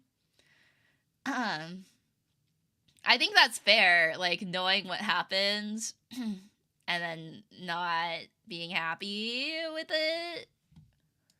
But yeah, anyways, I just wanted to share my opinion on that. I'll report back after I've actually watched it, but yeah, problem for me is the anime ending. It's too good. The place she walks to is beautiful. You don't know who opens the door. That doubt feels beautiful and hopeful. Yeah, that is also true too. That's like a big part of it too. Is just like how the series feels versus how knowing what happens in the movie kind of like, it doesn't ruin it per se, but it kind of like it makes it less. Makes it less. What's the word I'm looking for? It's like ignorance is bliss, right? Hi, Kindred. Hello. I was already biased against Gilbert being alive, so yeah. Yeah, like if you already don't agree with that narrative decision, then like, yeah. Just happy the characters are alive. Yeah, I think personally, him being alive, I'm not upset with, because I kind of, even during the series, I was like, he's probably not dead. But I think the way, I don't know, I'll have to watch it. I will have to watch it before I judge it, but yeah. Two-word dubbed, I mistyped the wrong word. I think it's a fair assessment of it though. Because the series ends in a certain way that like makes it like it delivers a certain message that him being alive and then like being a dictator like doesn't sit well with people. It also showed his tomb. I like the concept that we don't know. Yeah, I do think it could have been like, I can see both sides. Like, on the one hand, yes, it's nice he's alive. On the other hand, it's it's a more powerful message, I feel like, if he wasn't alive. Did the movie have a different director? Maybe? I don't know. He does it to push her away? That's what pisses me off! Why are you pushing her away? Stop being dumb! Why you gotta hurt her like that? Hasn't she been through enough? Maybe I punch through the words and just look at it for what it is. Yeah, I'm looking at this from like the perspective, like as if I was in her shoes, like I would be mad. I'm like, no, okay, you want me to leave? Fine, bye. I'm not coming back. I mean, the more drama in this movie, make him do dumb things. I know. It's like, I don't know. Maybe also because the series, we don't get enough of, like we see him in the flashbacks, but we don't really get enough of who he is as a person for me to understand his character that much, other than, like what he did for Violet. But yeah, one last mission, kill Gilbert. No, don't kill him. I like Leon, he didn't know if his parents were alive, but he was going to keep on living and doing what he really likes while having some hope looking for them. Yeah. I think that journey in itself of like the hope and then also just like being able to live your life, having like feeling like you deserve to live your life, which Violet like learns, and then like V being able to move on, and then also the fact that she's like an auto memory doll, which to me was like yeah, you should preserve memories of things and like they'll be alive in your heart still, you know. I feel like that's a powerful thing too. Which like, yeah. Only on himself and his feelings, he's just doing his guilt. I know, but that doesn't mean that you be a dick. I don't know. I'm just like, that's like toxic. It's toxic. It feels really toxic to me. Ayana Evergarden would be a different story. Yeah, I would just punch him in the face. Like Dojima all over again. I worked up too much about this. It's okay. Remember, Pi, these are fictional characters. It's okay. We can argue about it, but like it's fine. It doesn't matter. It doesn't excuse him, sure, but it's how he feels. Yeah, but like I don't know. Yeah, this is getting into it too much. I just don't like characters like that. It's like you can have feelings like that, but the way you treat other people like is, I don't know. I think that I value that more than like or also just like the girl having to be the one that's understanding all the time. That pisses me off. It's like why is it always the girl, like Nanako being the daughter? Like, these are not equivalent situations, but you're the one that brought up Dojima. But it's always just like, why are we the ones that have to put up with the guys being angsty and being like jerks? And we can't complain about it. We can't be like, no, if you're gonna act like that, I'm not gonna be around you. Like, it's no fair, exactly. Way too sensitive when it comes to fictional characters. I understand that, and I am being harsh right now, but this is also like a me thing where I'm sensitive to guys being dicks. For reasons that I do not sympathize with. I don't know, something with a missing corpse if it were about Violet choosing to move on without confirming his death instead of Violet being forced to move on because he is dead. Missing corpse. Wait, like they find his corpse again? Or like they for sure confirm he's dead? He's still alive here, and she pointed out to her heart. Meanwhile, he breaks her heart. Yeah. Continue the streak of not so great anime, guys. My problem is that I sympathize too easily, if anything. Yeah, I can't, like, I understand. I understand, but I just can't, personally, me, I can't see it as an excuse. You know, like, I can't excuse it. Hi, Hilly! Oh my gosh! You're on Irium! Hello, hello. Welcome to Irium. It just feels a lot like, on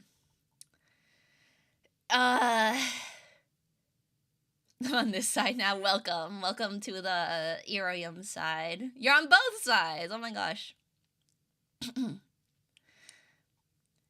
But like my thing is like I sympathize way more with Violet being like we follow her character through like the entire series, and then like seeing the one guy that she's like pining about the entire time and like you know, idolizing pretty much, and then knowing he like shoves her away is like, all right, fine.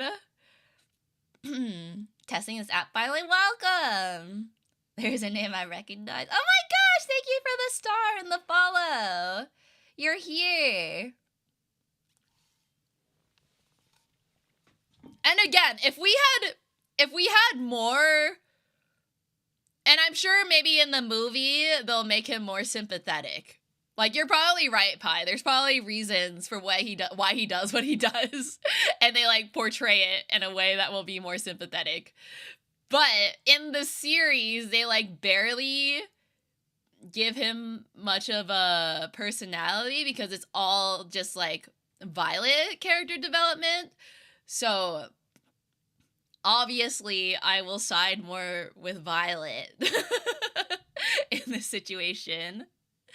It's hard to explain what I mean is like if there's a chance that Gilbert is alive, but Violet chooses to live on without needing to confirm his death or not, versus having to live on without him because she has no choice if he's actually dead. Oh, okay, I get you. Yeah. Cause all they found was his name tag. So it didn't actually, but then even it's rough because like I feel like the name tag alone would have been like confirmation to like anyone else or like to most people. So I feel like that is kind of like her, like she goes from that point, she like believes he's dead. So I think that's how how she like progresses through the story after that. Already made her suffer long enough. I want her to be human and proceeds to be worse. I don't know. I think she deserved a proper response. That's what I'm saying. It's like, why can't you just communicate? I think that's what it comes down to. It's just like, I hate when men. I hate when men just don't tell you what they're feeling.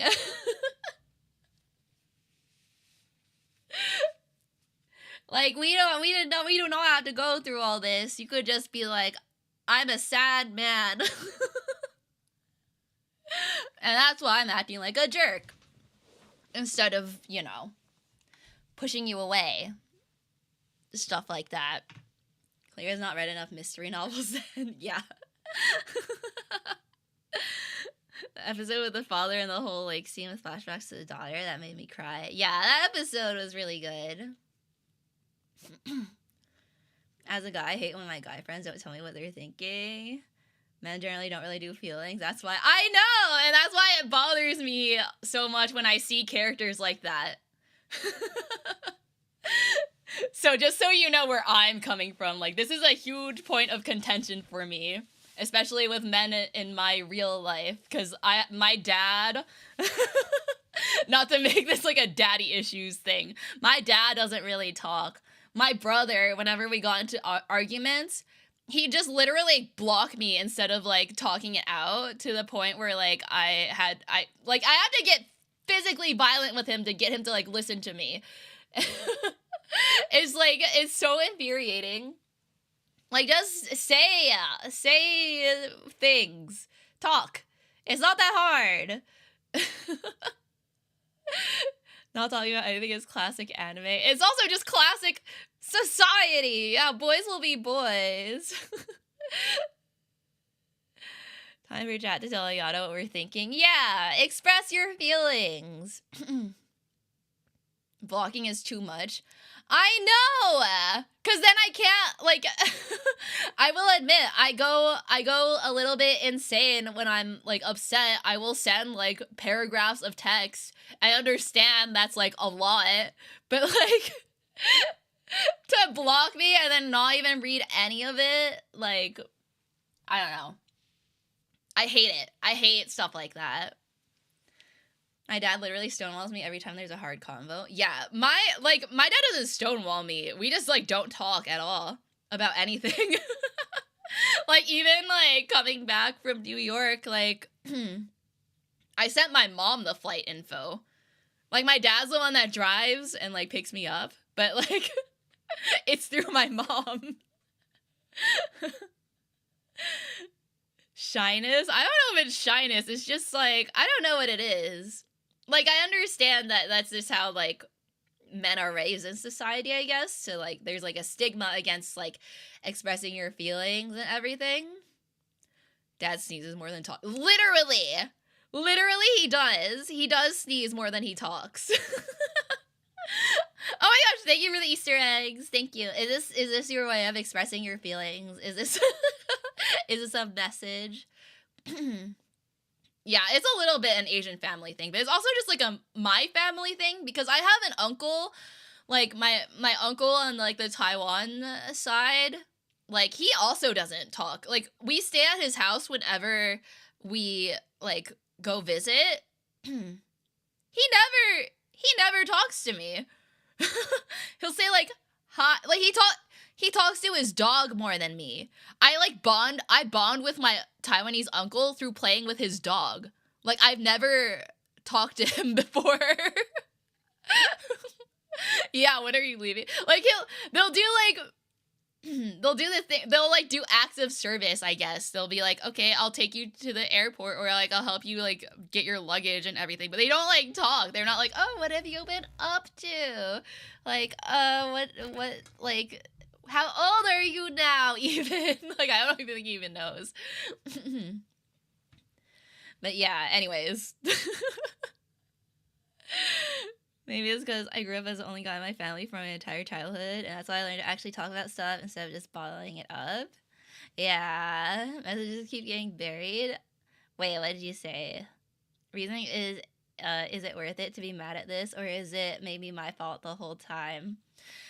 I mean, I think, like, for you, you guys are fine. Like, you're literally typing in chat to me. That's, like, more words than my dad has said to me in my entire life.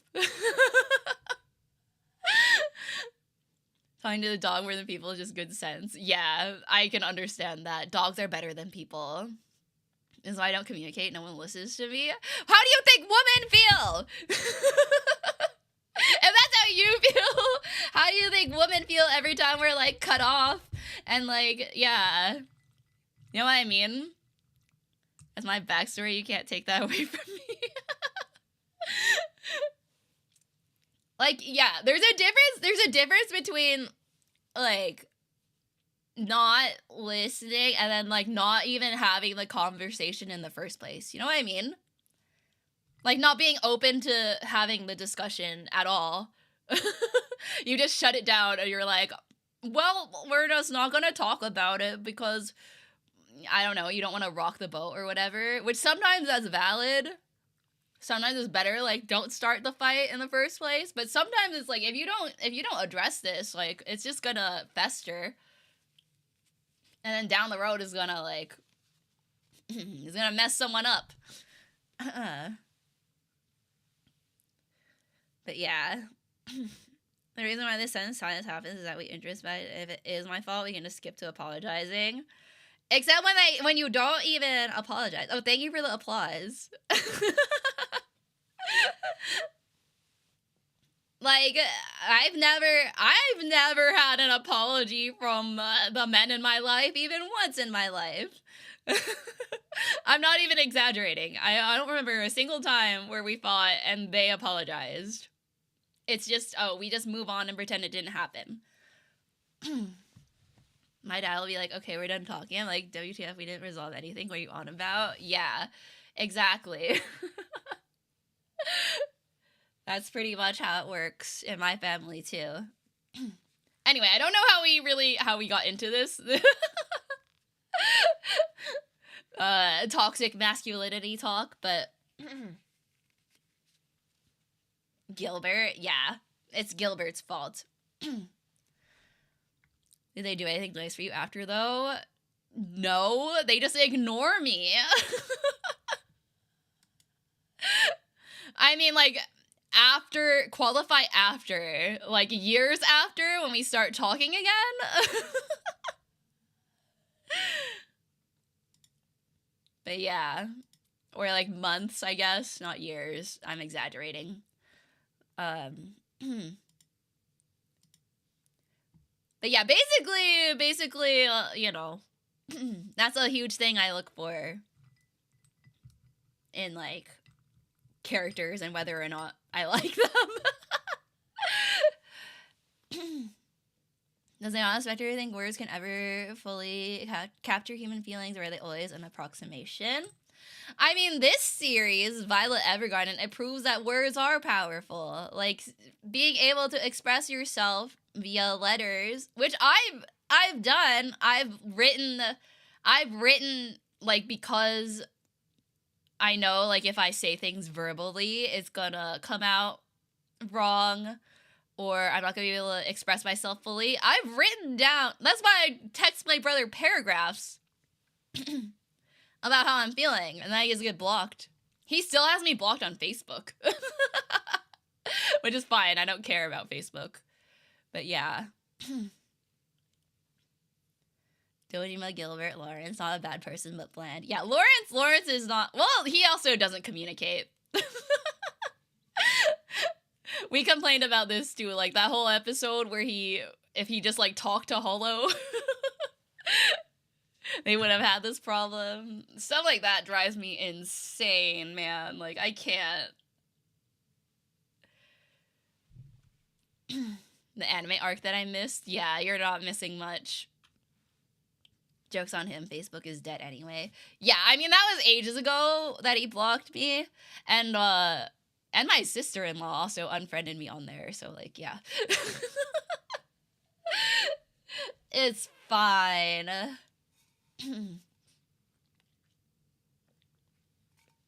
Family, what you gonna do?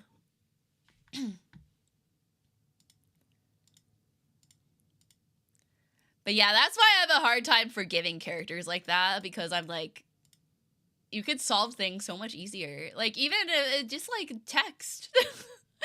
Write a note. Do something. Do literally anything. What does Ayana think Violet's mechanical arms symbolize? Emotional detachment or the capacity to reach out despite pain? Oh, that's interesting. I never really thought about the symbolism of her arms. I guess, you know, that is kind of interesting, because when she's like in her child soldier era is when she has real arms. You know, like she has human arms. But then once she loses that is when she learns about like human emotions and the value of human life. So I guess that's kind of like the symbolism of it too. The classic idiot plot, yeah. So like when I guess when she gets her arms ripped off, I don't know what that symbolizes then in that case. She's like, or oh, maybe it's like her old arms, her robot arms, like that's the turning point for when she's able to fully sympathize with people, and then she gets new robot arms and is like a new person. I don't know. It feels like one of those like literary analysis things where you're like going line by line and trying to be like, what did the author mean by this? Symbolizes her arms breaking, I guess. Yeah. Yeah, not everything has to be symbolism. Which is to bring this back to Sinners, because I watched that movie today for anyone that doesn't know. So that movie has a lot of symbolism, which a lot of people are praising as like a really good thing.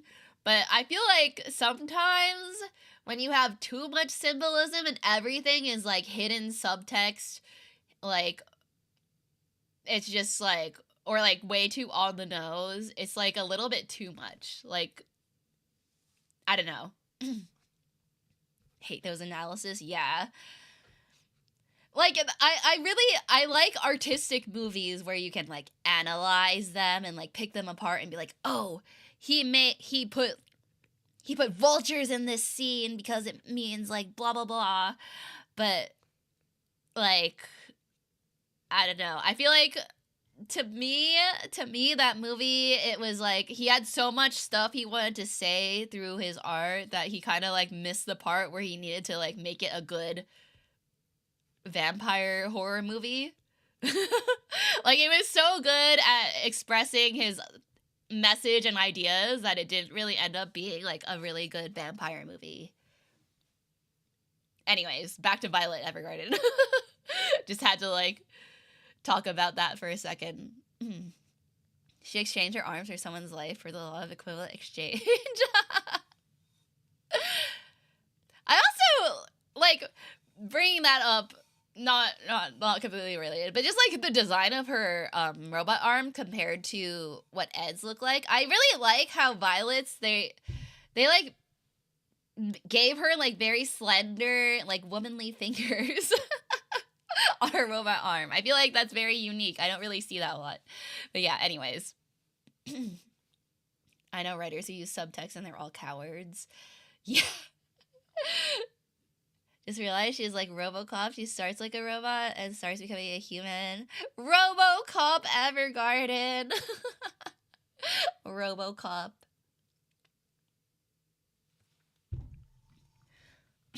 I guess in that way, if Gilbert redeems himself at the end of the movie, but I still don't really like the fact or the idea that they go to live together on an island. I'm like, what about all the people? What about your job where you like go and help people, you know, express their feelings to each other? Like, isn't that the whole point of the show? Is being able to communicate to people how you feel?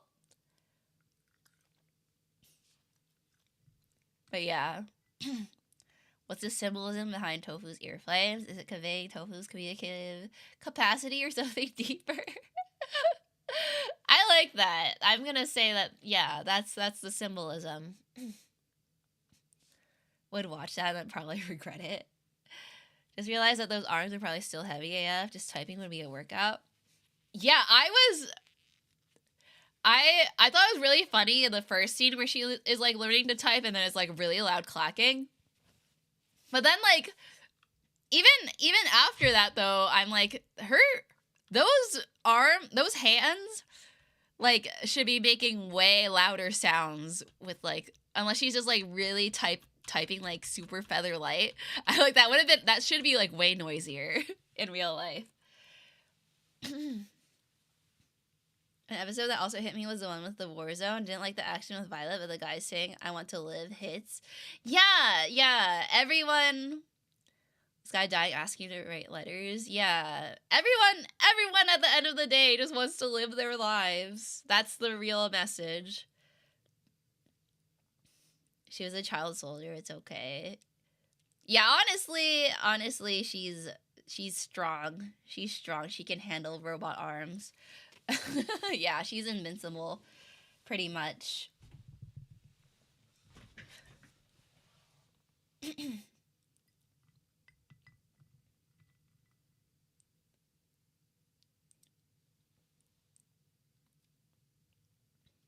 If you know you're gonna die, might as well. Yeah. Ayana said the thing. Wait, what did I say?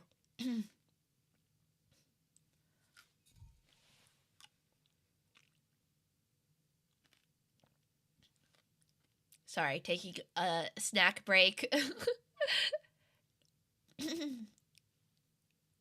Title card? Like I said, the title, like, Violet Evergarden? Wait, what do you mean? Did you think that Gilbert's brother was, like, comically antagonistic toward Violet? Yeah, that was... I agree. He was, like, way over the top with how, like, mean he was to her. More expired snacks. Yeah.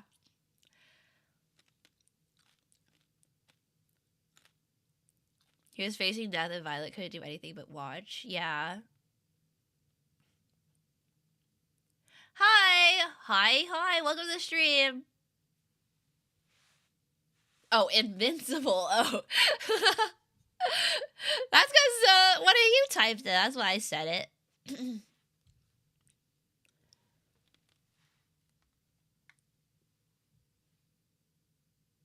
Oh, I just realized that you guys can see when I'm, like, scrolling up in the chat now because I have it mirrored on YouTube.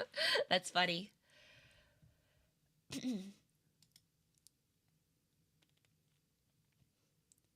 Reminds me of a clip of some streamers doing a charity stream. One of them was to help child soldiers, and she joked, "Yeah, we help them win their wars." What? We can see who you banned now. Yeah, who wants to get banned? You guys want to see? You guys want to see someone get banned? I'll do it live on stream.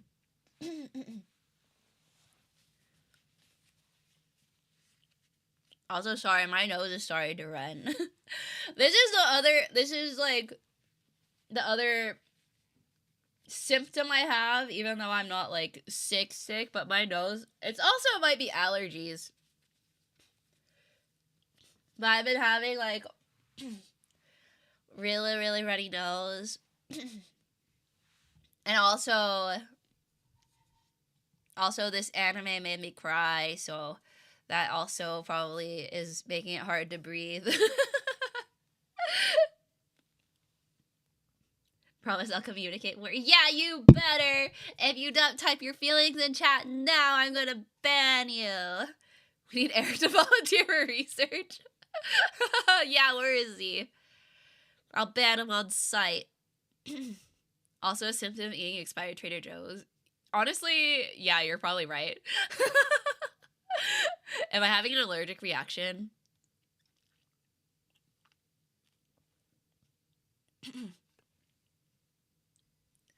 I'm gonna put this chocolate away. My feelings, confusion mostly. I feel that I will tell my feelings. I want to watch Taiwan Hinasagi. That's just how you like are constantly feeling. Imagine you're allergic but only to products for Trader Joe's. I would rather sewer slide. I would just not exist anymore. I would not want to be on this earth. A life without Trader Joe's is not a life worth living, in my opinion.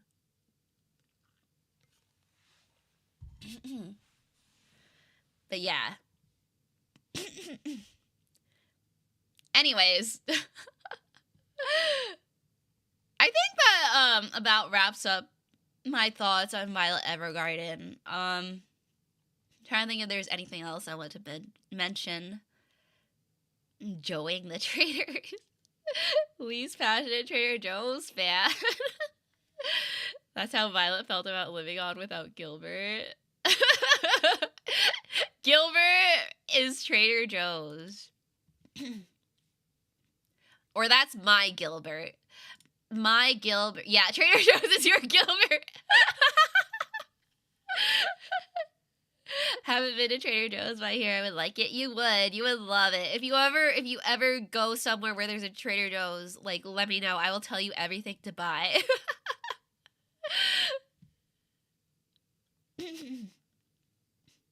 All right. So, before we wrap up the discussion, I guess, any other thoughts? Anything anyone else wants to share?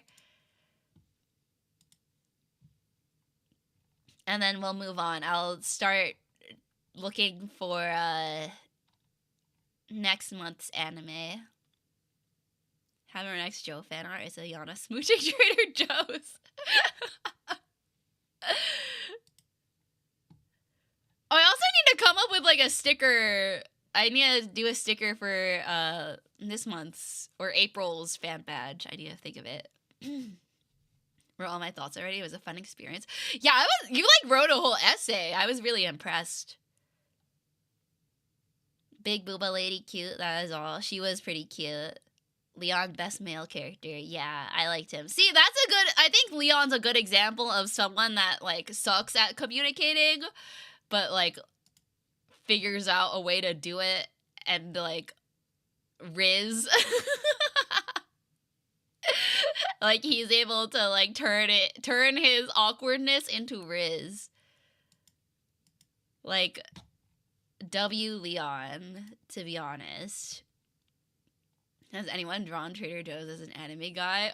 Oh my god, we should totally do like grocery store chains, but like what's it called? Gijinka, like personify the grocery store chains. Hi, Dark Flame. Welcome. Hello. We were just talking about Violet Evergarden. What's the Trader Joe's fan art hashtag? You know, I've thought like backup career, it would be really fun to be like, I mean, A, a Trader Joe's employee, or B, like one of their sign artists. Because they always do like really cool signs, like hand lettering and like murals and stuff. Hi Moral, hello. Ah yes, that. Violet's in my top 5 animes, bet. Let's go! I cried so much, dude. Like, oh my god.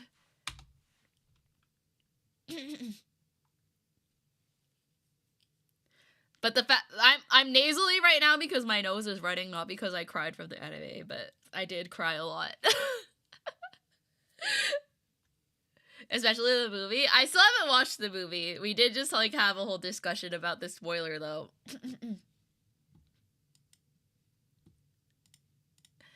Anyways, sorry. I have like my sinuses are like exploding. Oh, thank you for the heart. Thank you. Did get mildly annoyed by everyone saying that Violet was super pretty. Not that it's a bad thing, but it reminds me of some anime where everyone talks about how smart the MC is. Yeah, that's true. They do say that a lot.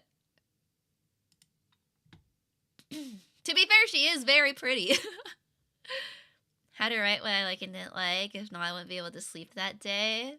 That's good. That's good. You're a doll. Yeah, you can express your feelings through writing. It's a whole thing. Let's just move on. I think I already got my point across. Yeah.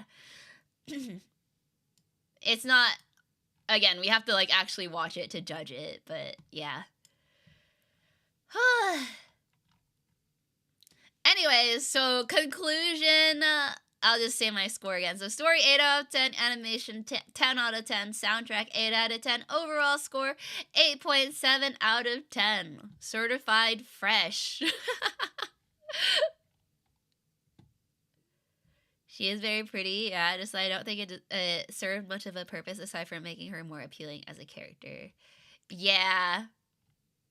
Oh, also, the way she looks, like, if the series, if like, people didn't tell me that she was 14, I literally thought she was an adult. Like, before I knew anything about this series, just from, like, seeing screenshots of it, I thought she was an adult. So, like, learning she was 14 was really weird.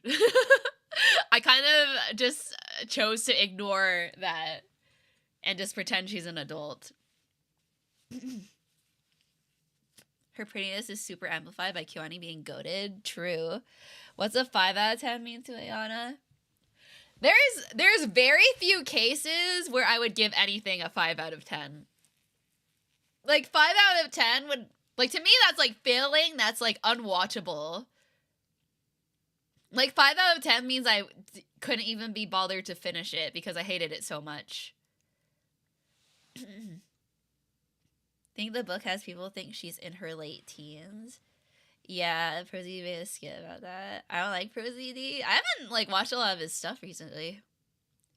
I view 5 out of 10 as fine. I don't know. I've said this before, but my ranking scale, I tend to give things like 7 to me is my average. For me, 7 is like, or no, I would say 6. 6 is fine. 7 is like, I mildly enjoyed it. 8 is like, I liked it a lot, but can nitpick.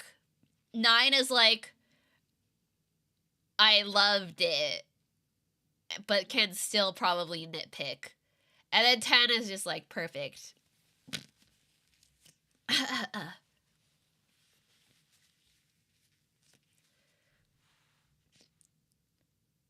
50% F. Yeah, that's pretty much. Yeah, like, I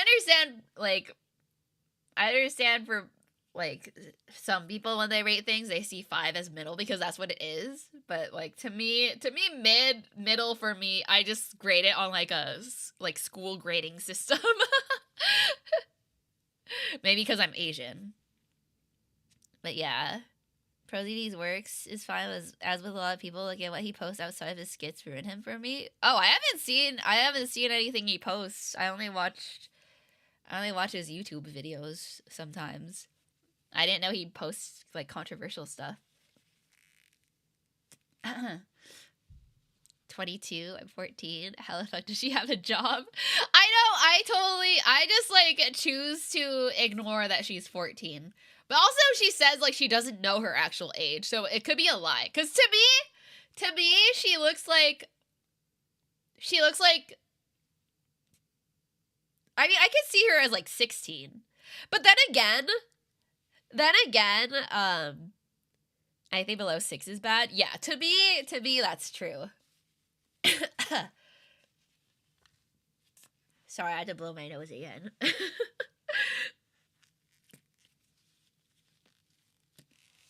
IGN scale, that's so funny. Shown it, everyone above 20 is a veteran or geriatric. Please. If above 20 is geriatric, then like I'm ancient. I'm in my 20s. But what was I saying? Oh yeah, to me she looks at least like 15 or 16. Like 14 seems young to me. But that said, have you guys seen Beyonce's daughter, Blue Ivy? If you haven't seen her before, Google a picture of her and like tell me how old you think she is. Because she does not look the age that she is.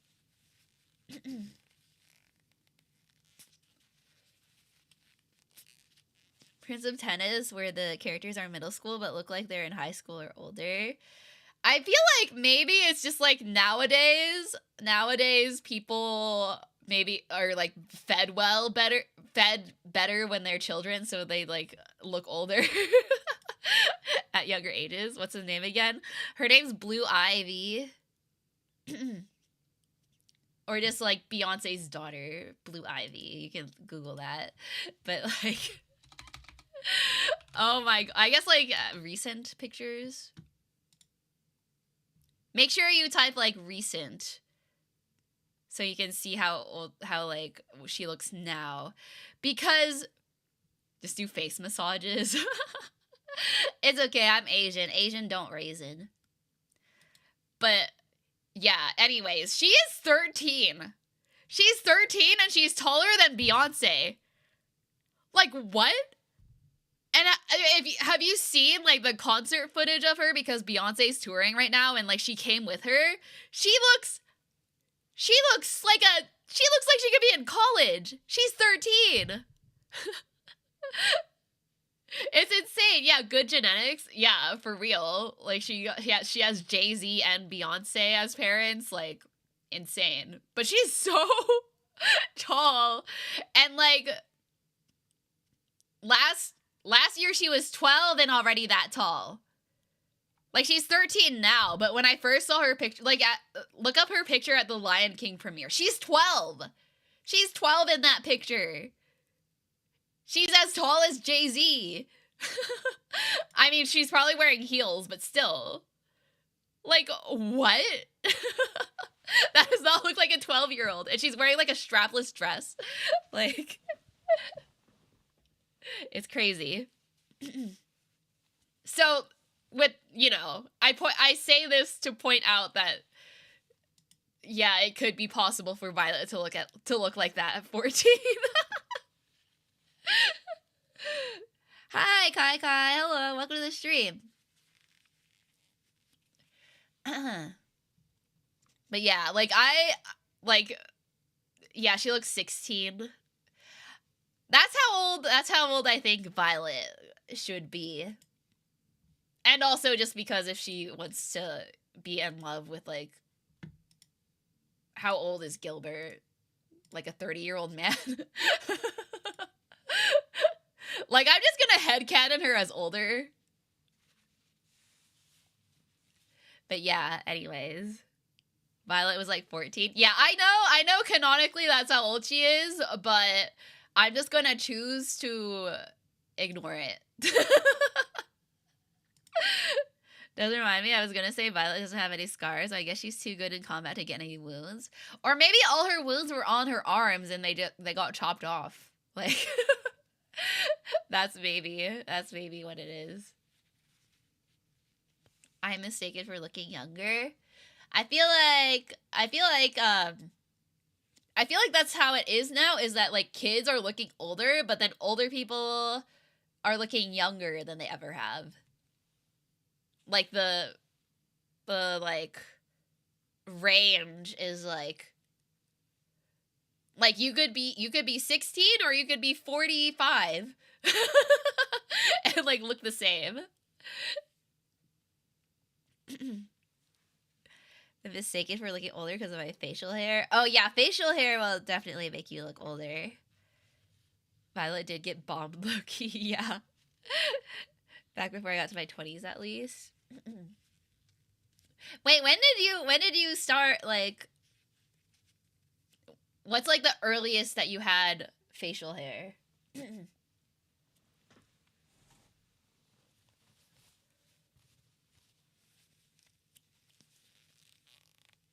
Cause definitely like that like develops by the time you're like a teenager, right?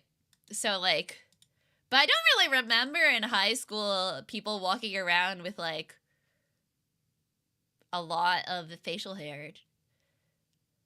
15-ish, I got very hairy genetics.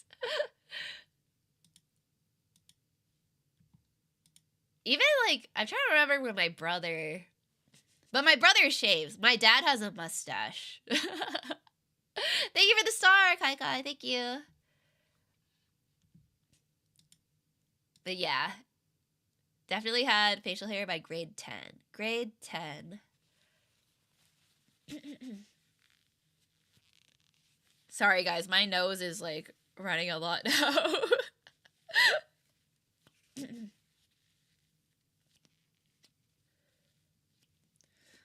Did I take my allergy meds today? I don't remember. 14 to 15, like back when my schoolmates didn't need to worry about facial hair. Oh, so like you were the first. Did that make you cool or did they like make fun of you? Looked older in grade 11 than I did in uni, so yeah, I feel like in yeah, I also could definitely pass for a high schooler when I was in college. But to be, you know, college, I feel like college to high school is not that like big of an age range. So that that makes more sense.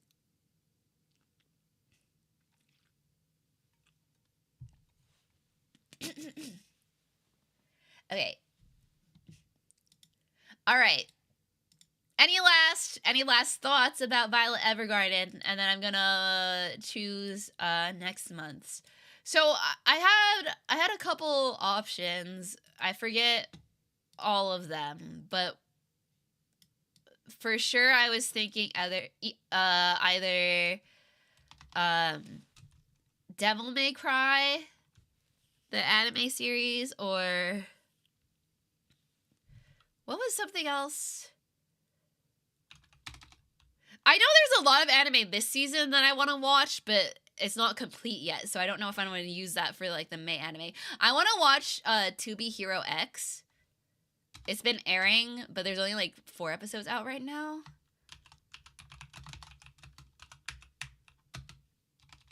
So I was thinking either like the Devil May Cry anime, because I played the game, and so like I feel like a lot of you would probably know about it. Life-changing, a must-watch, take the lessons. Are you talking about Devil May Cry? Actually, I haven't seen any of the current season anime yet. Yeah, me neither, because I was too busy catching up with Violet Evergarden, so I haven't watched anything this season yet. No, not Devil Man Cry, baby. Devil May Cry. They're different things. Yeah. Some of the social studies students in my senior high school apparently made fun of me for running my fingers on my facial hair, which I only do to gauge if I need a shave or not. What? Why would they make fun of you for that? I feel like that's a normal thing. If I had, I feel like if I had facial hair, I'd be doing like the old man stroking his beard move all the time. Anyways, Fate Strange Fake. We saw one episode. I still have to watch that episode actually. Thanks for reminding me. But yeah, I think To Be Hero X, yeah, it's only 4 episodes right now. I don't think we should use that for next month because it won't be over. So, let me see. What else was there on Netflix? You are. We turn off the PC audio so the Netflix trailer audio doesn't play. Sorry, YouTube. Not all of them are like that, but a lot of social studies students are assholes. Wow. Clannad is on Netflix. I know Violet Evergarden wasn't a very recent series, but I have been trying to pick like slightly more recent stuff. But I guess it doesn't really matter.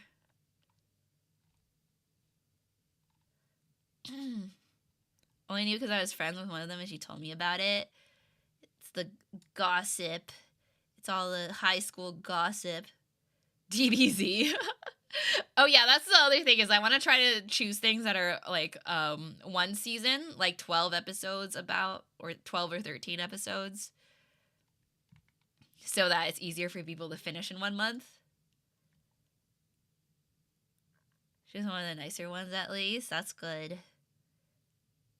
Do you guys keep in touch with, for those of you that aren't high schoolers, which I hope is most of you, do you guys keep in touch with your high school friends? Like, Tofu's the only high school friend that I really, like, talk to regularly anymore. Thank you for the follow, Kai Kai, thank you. Yes, all the time? No? Yeah, I feel like once I got to college, I just, like, I fell off. Maybe also because, oh, hi, Aslion, hello. Thank you for the star. Pick something we can binge watch in one day because we're procrastinators. Yeah, that's what I'm saying, because Devil May Cry is only, like, 8 episodes, so I think that'd be easy. But I'm also, like, I don't know if it's good.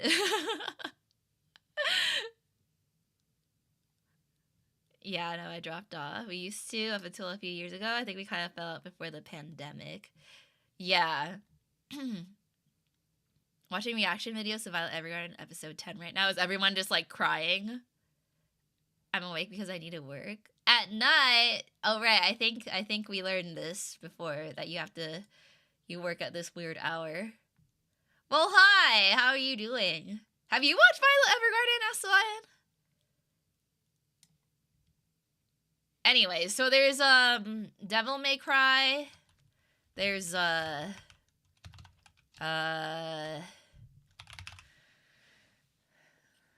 Witch Watch is this season too. But yeah, it's not completed yet. Like what aired last season? What aired last season that already finished? That was one season. Prefer reaction videos where it's just one person. Oh, it's more than one person? Yeah, it's kind of weird because then you can't focus on like one person's comments. Last time I talked to someone from high school was after the last Evangelion movie, so it's been years. Yeah, for me it was, I did keep up with some of them. Like my freshman year, we would still hang out, but I think not to get too personal, like we've gotten weirdly personal this stream anyway with my personal life, but like I dated someone from high school, and then once I broke up with him in college, we like stopped talking, and then I also fell off with all my other friends. So that, I think that's probably why that happened.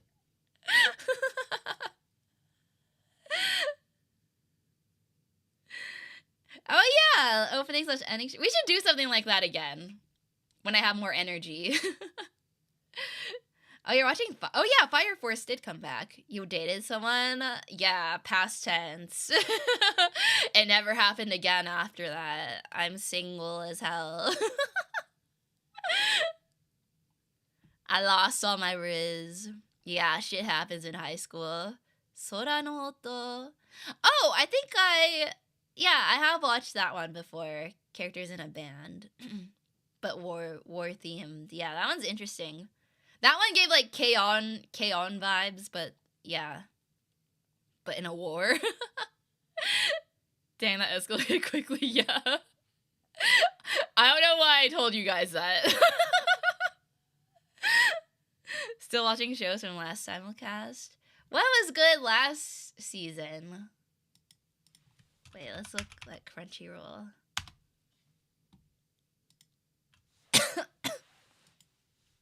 Winter 2025. Let's look at that.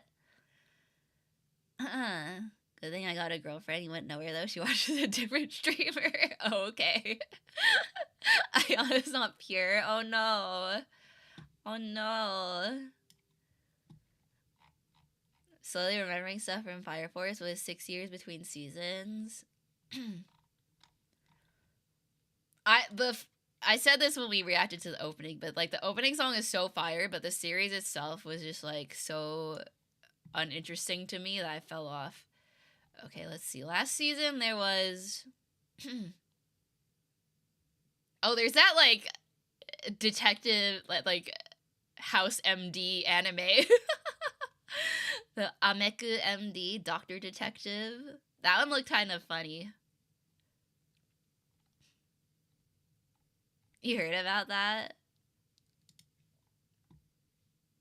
It goes to the lore. Yeah, the female house.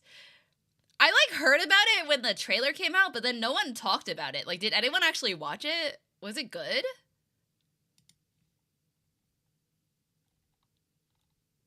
Is she also addicted to opioids? Maybe. Let's find out.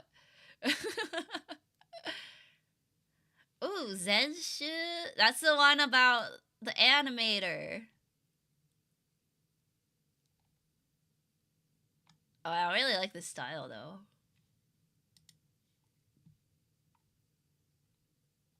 Is she also an asshole? I hope she is. Dropped Ameku, less mystery, and more medical factoids dressed up as mystery. Oh, really? That's disappointing.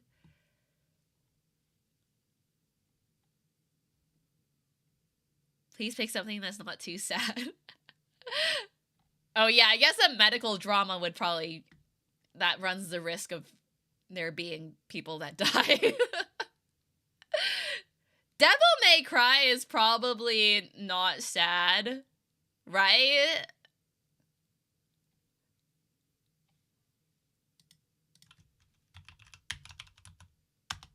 Back to work. By the way, we gotta do community TCG trading soon. Yeah, I need to. I need to set up a bunch of stuff. I'll try to schedule things. I'll work on it tomorrow. I need to also schedule like. I've been wanting to do that room review thing, but I keep forgetting to make the Google form. Wait, let me make it. I'll make a to-do list actually. I need to schedule my month this month to make sure we do everything that I want to do.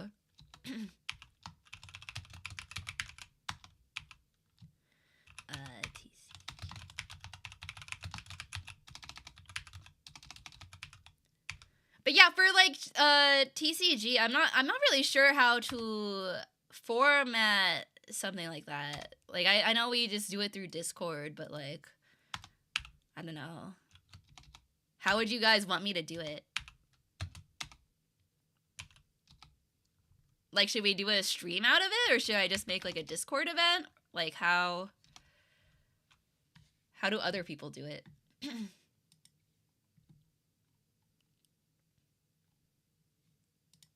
But yeah, oh, and I need to do like fan bad rewards. I need to remember.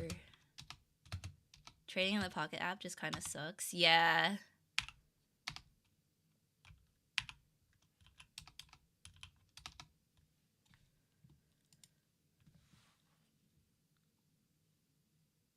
Okay.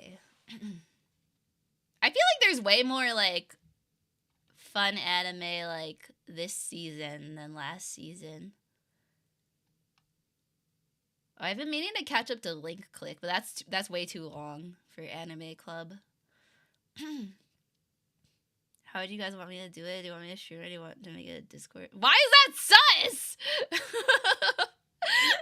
That's not even a little bit sus.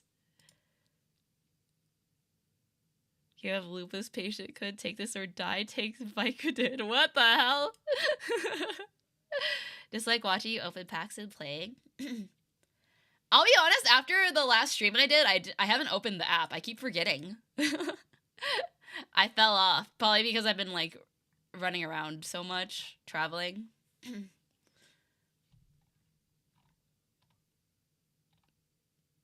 I'll at least try to do it every time they release a new booster pack. I feel like that's always fun, because then there's, like, new cards every time. Pioneer again was daily requirement of sus. Yeah. We haven't talked about prostate cancer recently. We know how to help prevent that. Oh my god. Listen, every time, it's not me that's bringing it up. It's you. It's you guys. Got prostate on my mind. You always have prostate on your mind.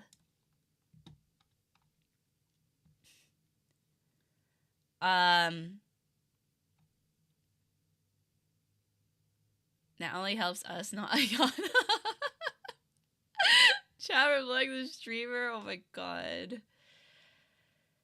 Well, I guess because I can't think of anything else immediately, I think tentatively, let's say it's Devil May Cry. Are you guys okay with that? Would anyone rather watch something else? Because Devil May Cry, let me double check. I'm pretty sure it was only like 8 episodes. It's like really short.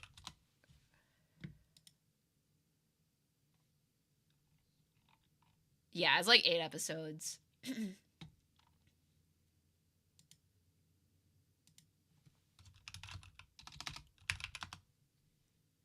I remember I also wanted to... Oops. No! I hate how Netflix auto-plays the trailers. I can turn that off somehow, can't I?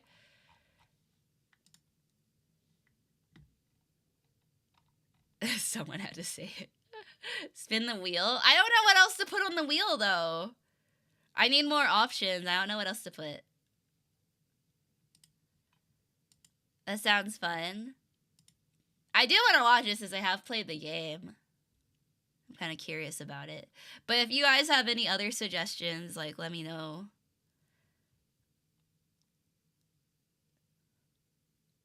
I also do need to catch up on the new season of Apothecary Diaries. I was waiting for it to finish, but I think it's all out now, right? Might be a BL fanfic where one of the characters is like, hey, you hear about this method of preventing prostate cancer? I'm 100% sure that's a thing. Ooh, wait, what's this?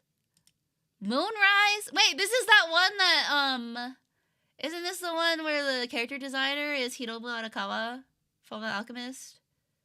I'm looking at Netflix. Moonrise. This was 18 episodes. Did this just come out? Recently added. Whoa. On the one hand, I should watch it myself to have an opinion of my own. But on the other hand, I don't hear good things about it. I don't like the idea of saying through something I won't like. Yeah, that's also why I'm like, maybe I should try to find something else too, because I've also heard mixed things. Mostly from people that actually have played all the games, and I've only played 5, so I have like limited knowledge of like what stuff they might have changed for the story. Which is like, it could be a good thing because I can judge it on its own, but yeah, in terms of like hearing other people talk about it. Moonrise has mixed reviews too. No. El Hazard, random stuff like Kashi. Yeah, I want to try to find stuff that's at least within like the last 5 years. Personally. Cause that way the likelihood of people having seen it before and that can join the join the stream without having known about Anime Club being a thing, you know, because I like the fact that people can see the title and be like, I've watched Violet Evergarden, I can come in here. Same for like YouTube SEO. It's just like good to have stuff that's a little more recent. Yeah, I'm a DMC noob. Adi Shankar also had limited knowledge of the games. Wait, who's that? Is that like the director or something? 12:34 for me right now. Oh my god, make a wish. 1, 2, 3, 4.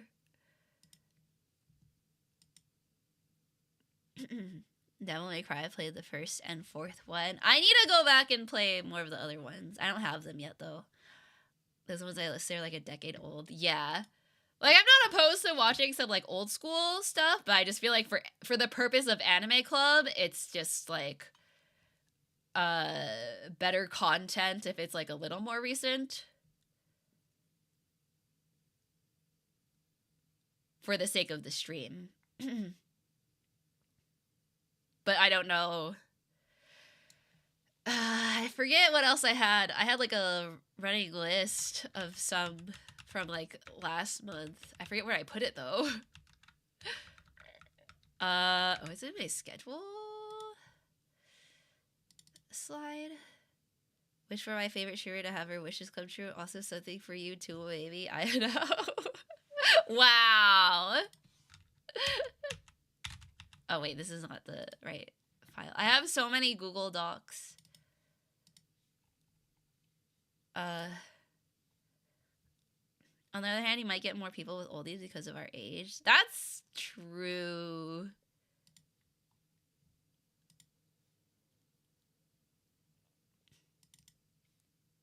I had like a thing written down of like suggestions from last time.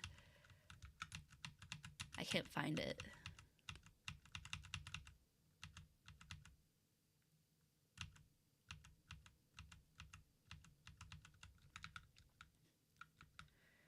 Google Docies. No. Google Slides. No, that's stream ideas, event. Where did I swear I wrote these down.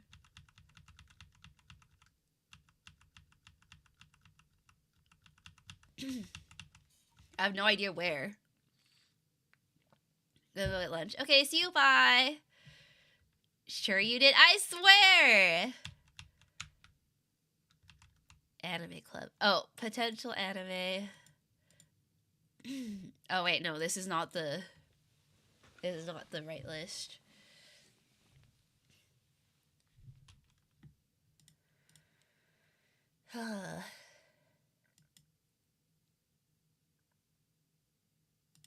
Wait, is Kaiju number 8 back this season, or is that next season? I already watched that though.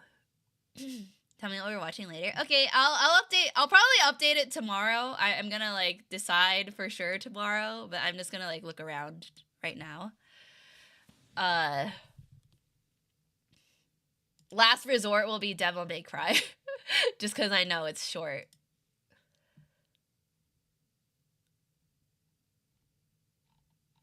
Not this season. Dang. Okay. Well, we'll put Anime Club.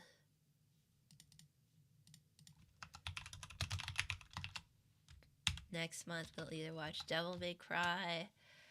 I'm kind of interested in Zenshu because it's about an animator. Have people said anything about that? Zenshu anime.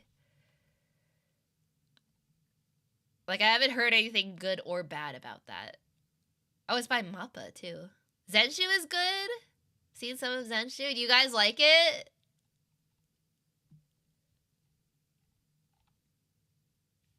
We can do that one, then. That sounds fun. as an animator. There's a free full episode out earlier. Oh, really? That's cool. Reddit r/Zenshu. Or what's like my anime list rating?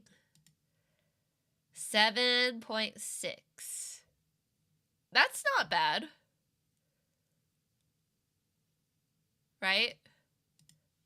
I don't know what the average is for like my anime list.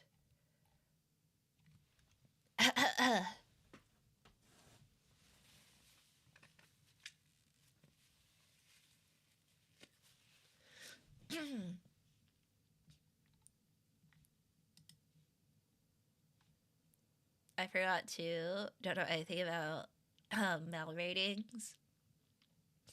Did you write it down anywhere? Write what down? Zenshu?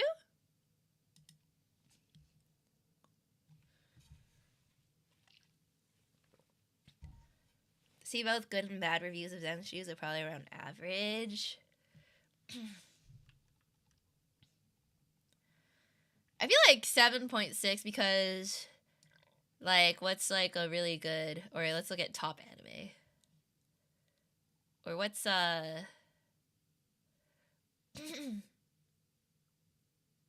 yeah, Apothecary Diary. Oh, that's like almost, that's 8.8. 7.6 is probably okay then. She claims she has a list. I do, I swear. Only see the first episode, but it sounded fun.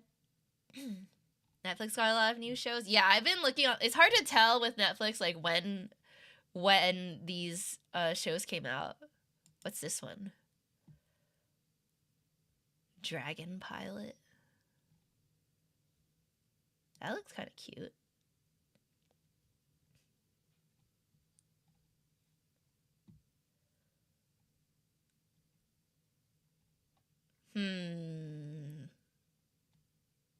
I don't know. I don't want to waste too much time because last time I did this on stream and then ended up going with something other than, you know, during February. I was like, we spent like an hour looking at anime options and then I chose something completely different.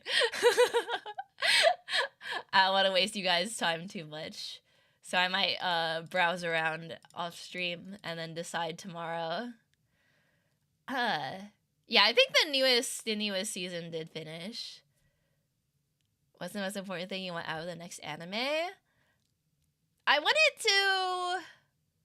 it to be fun. I guess I like Pi was saying, like not something that's like a tearjerker because we need some levity. So I want something. Maybe this is the month we watch something funny. Let's like find some like comedy or like action comedy. That was funny though. If you want to think for 1 hour and 18 more minutes, I can get a star. I don't know if I'll be here for another hour. But that's called subverting expectations. Yeah, I'm just, I'm keeping you guys on your toes. Maybe watch one of the super old anime. Yeah, maybe. What's a good like comedy anime? How many episodes are in those old anime like Sailor Moon or Dragon Ball or One Piece? I'm pretty sure all of those are like way too long for Anime Club. Those are all like multiple seasons, multiple years. Problem is that a lot of older anime also tend to be really long and they're obscure. Yeah, that was back when studios would give them the budget to like go on for longer than a season. But nowadays with like the audience attention span, it's like very rare to have things go for like more than 2 seasons. Oh, I love Danshi Kokosei no Nichijou. I have watched that already though, so I probably wouldn't use that for Anime Club, but it is so funny. I love that show.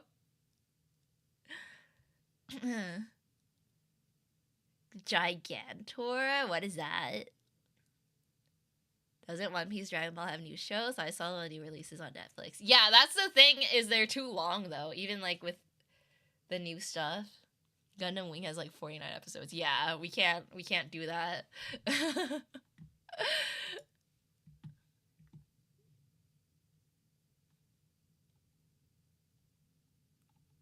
I try to remember what stuff I saw from like the anime opening and ending react that I was like I'd watch that. Where's my spreadsheet?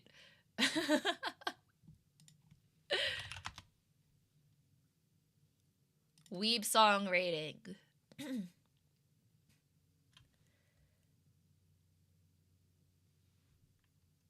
Black and white. Oh, there's black and white anime. Lots of 12 episodes from the opening ending stream. Yeah. What was a good one? Probably love Gundam Wing if it weren't so long. I would watch some Gundam, sure. What was the anime you told me to pick? I don't remember. It was on a thread, I think, in the Weave channel. Yeah, I just like searched through my Google Drive and found it. Oh yeah, Yudu Camp. Wait, is that long? Oh, that's really long. That's 5 seasons? What? Never mind. I just saw that on the list and it was like, Oh, Lucky Star? Oh yeah, I love Lucky Star. I've watched that already though, so I wanna pick things I haven't watched yet. Yeah, that's what it was called, Lucky Star. I think something like Yudu Camp is like the vibe that I want though. What's something like that? It's like slice of life, cute, funny. That came out the 5 or so years. Pokemon, haven't seen the new season. No, I don't know. I don't really want to watch the Pokemon anime though. Oh, a new protagonist? I don't really keep up with Pokemon.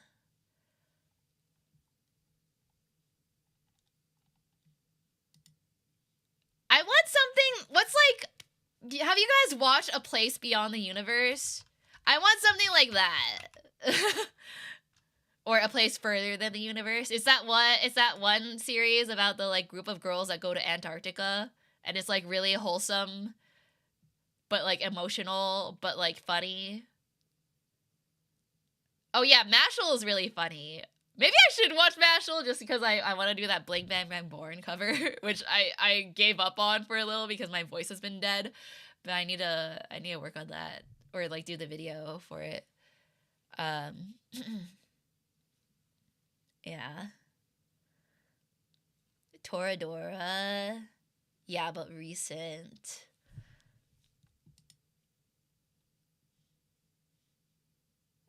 Oh, what if categories on Crunchyroll? Comedy.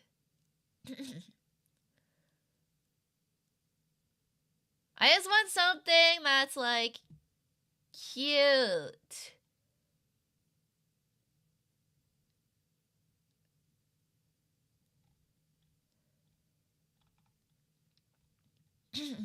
Popular, new. That criteria sounds like another KyoAni work.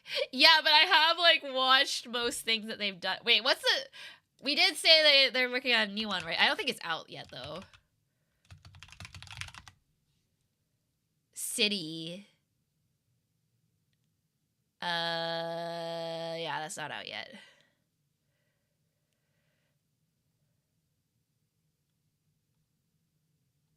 Full Metal Panic. Yeah, I don't know. I don't know if I would want to watch that one.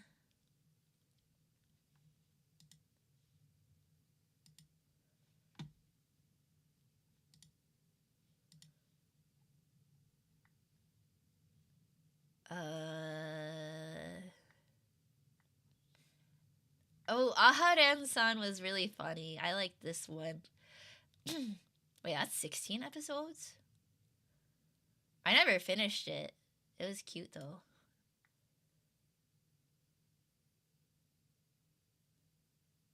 Oh, they had a whole spin-off? Comedy OVA spin-off. These are all this season.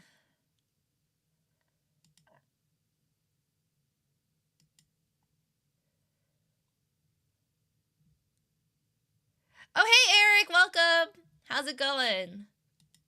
We're trying to decide next month's anime club. I'm trying to find a good, like... Actually, you know a lot of anime. Maybe you can recommend something. We're trying to find something. We're trying to find something that's, like... that mech stuff. Oh, really? There's no mechs at all? All comedy stuff? Interesting. But we're trying to find something that's, like... light, possibly slice of life, comedy, that's 12 episodes, somewhat recent. Oh, Way of the House Husband. That's pretty funny. I never finished watching that. But I've heard people were mad about the, like, animation, or, like, the lack of animation for that one. Dimension W. Is that technically a comedy? But yeah, because we just watched Violet Evergarden, so we need, like, a vibe shift. We need something that will cheer us up. So, like...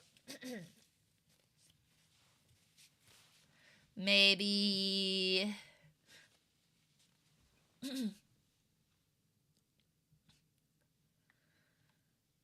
there hasn't been another, like... Lucky Star, Nichijou type. I guess they're making it next season. Again. There's no show like that. Usagi drop? No. Well, I guess the anime is fine. But, yeah. That one's problematic. Yeah, the anime is great. The way the manga ends is, like, not, but... And I have watched it already, so, yeah.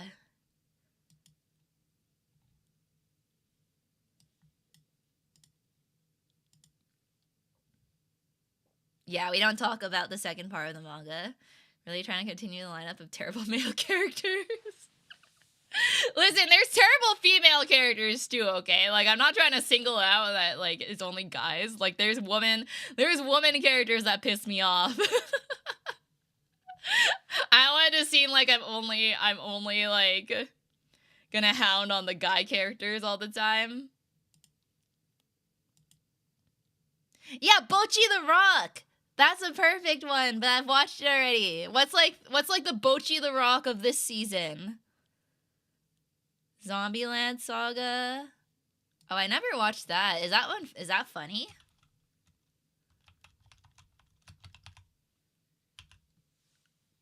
Oh, that one's also 24 episodes. I'm gonna find some... I'm sorry, my criteria is, like, very specific for this. I feel like I'm being really picky. But it's also, like, it's something that I would be forcing everyone else to watch, too. So I wanna, like, A, make sure it's good. B, make sure I like it. And then C, make sure... it's recent enough that people will have watched it without me telling them to.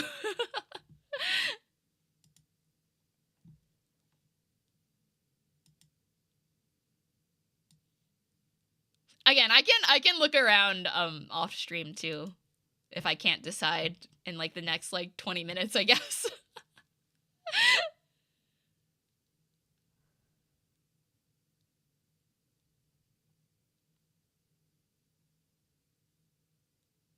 There's just nothing that I like the style of that much.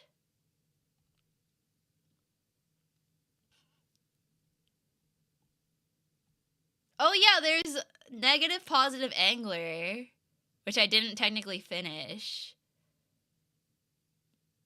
No, that one's too depressing, actually, because he has, like, a terminal illness. But it is, like, aside from that, there's a lot of comedy in that show.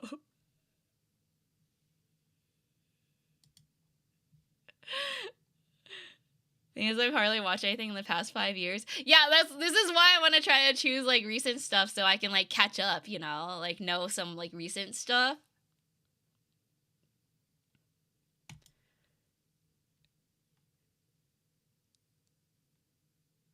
Oh, it's so good though, guys. You should watch Negative Positive Angler. But maybe not immediately after watching Violet Evergarden. It's you know, too much emotional damage.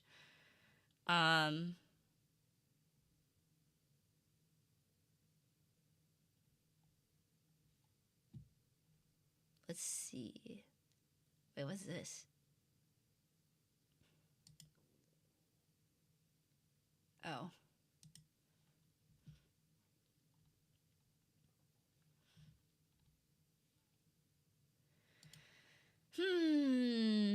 Call of the Night. Oh, is that the one that's like, yeah, it has that girl with the like purple pink hair. Isn't that one only on High Dive though? Like it's not on Crunchyroll. I guess I could pirate it. Or wait, no, it is? Wait, no, never mind. It's not. Yeah, it's not. Call of the Night is great. Oh, it's vampires? I didn't actually know that. I guess that makes sense. Call of the Night. That sounds like vampires. That makes sense. How many episodes is that?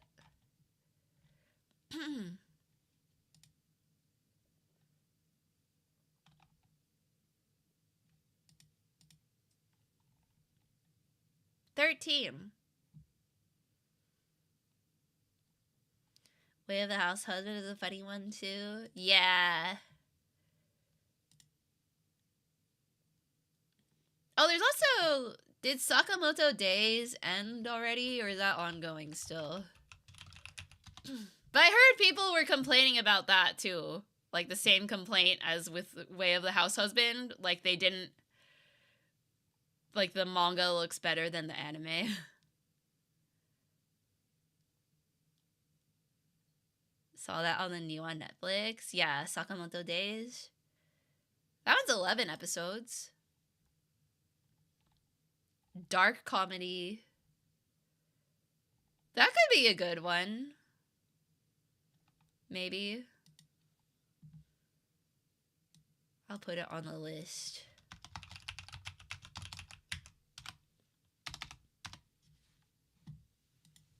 Cause the manga for Sakamoto Days looks so funny.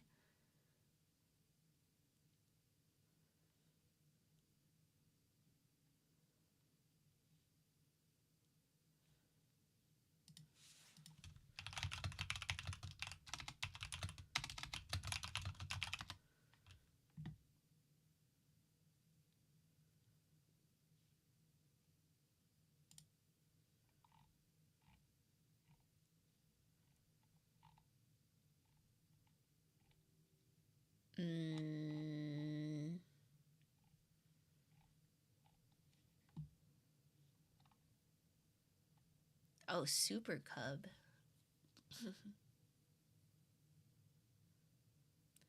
Has anyone watched Super Cub? It's that one with like high school girls riding motorcycles. I remember I just looked up stuff that's like similar to A Place Further in the Universe, and then that one came up. Heard of it? Can't really recommend too much lighthearted ones. I know, it's hard. It's hard to find stuff that's like funny.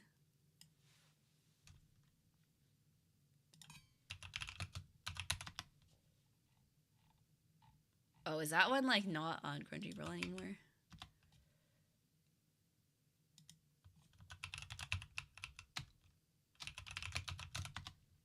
Oh no, it's still there. That one's 12 episodes. Funny stuff also tends to be episodic and long. Yeah, like Gintama. Any more 12 episode anime from the opening ending stream? It's hard because a lot of these are old. And yeah, most of these are long series from the opening ending stream.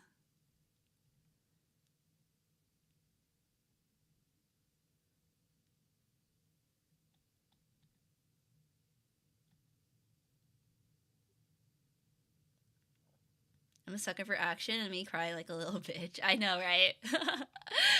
But we cried really hard this month, so I wanna give you guys something fun for May. Honestly, Super Cope looks kind of fun. What do people say about that?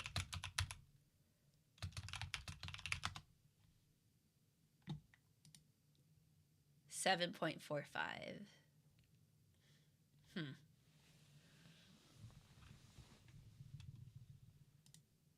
What else is on this list? Hakume and Mikochi. Oh, that looks kind of cute.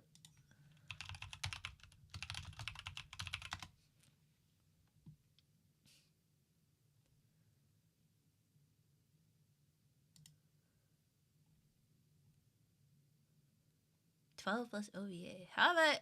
I've never heard of this before.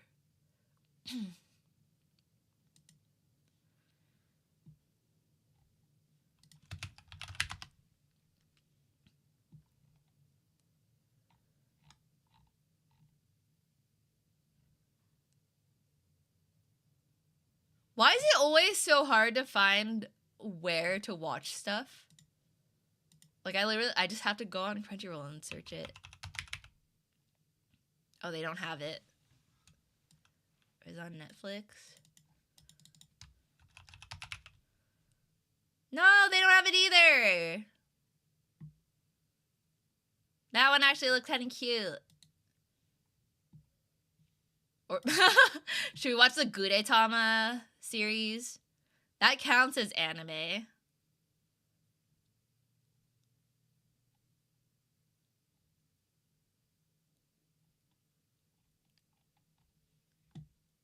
Not hard for me. Why? Because you pirate everything. Yeah, I've seen Zom 100. Hidemari sketch. Oh. Did I watch that one?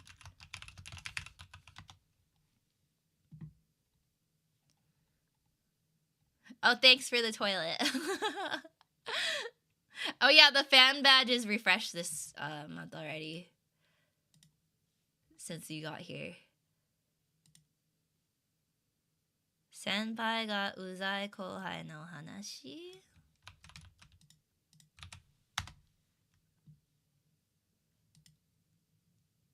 Oh, that looks kind of funny.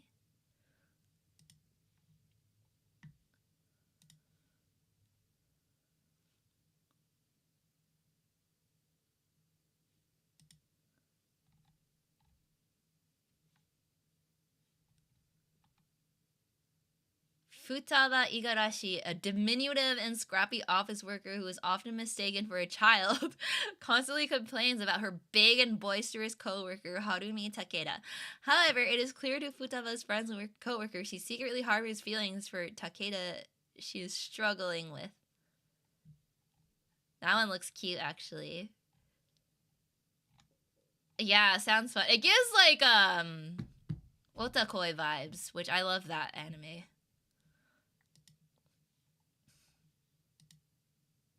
Look at the images. Big guy and small girl.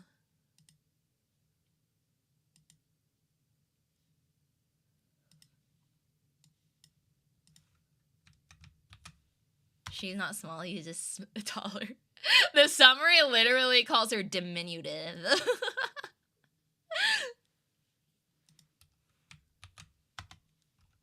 But he is also just taller, I agree.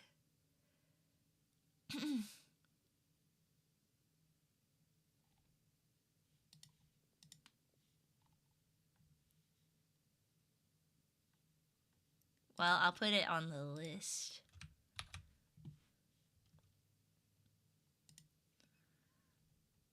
Go-Go Loser Ranger. Oh, wait, yeah! That's right! That's the one Eric recommended before, too, right, Eric? I never got around to watching that one. Maybe we should watch that one. That one did look really interesting to me.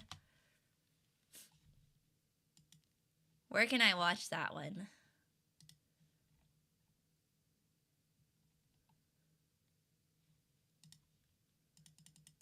It ain't slice of life. Is it funny though? Wait, why can't I find it?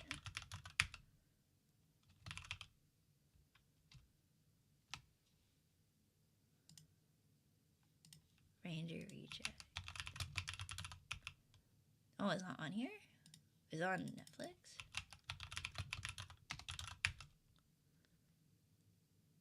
Huh? It's not on here.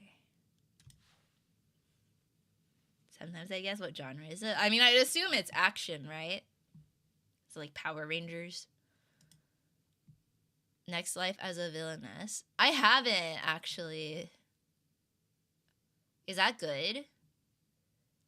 Almost like the Go-Go Power Rangers theme. Genius, right? More of an action series, but it does have its moments. Where do I watch that? Oh, it's on Hulu. Oh, I signed into my dad's Hulu. I can watch it.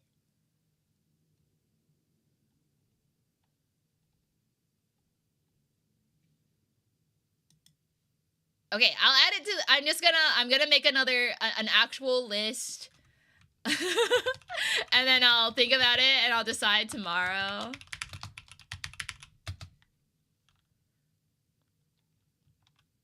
Because MC doesn't understand a lot of social shit, account sharing, I'm reporting.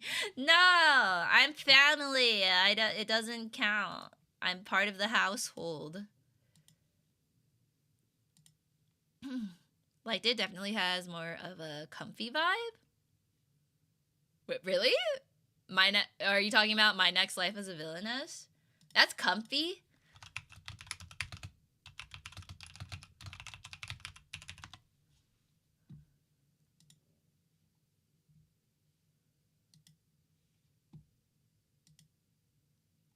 Hi, non-expert. Hello. Click clack. Hello, hello.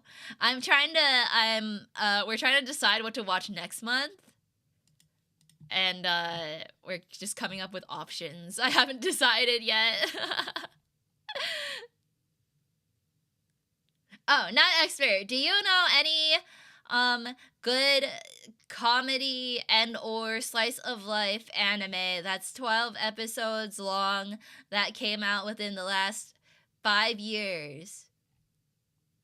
Because that's the type of vibe I'm looking for right now. That I haven't already watched. Within the last 5 years, I got nothing. See, this is the problem.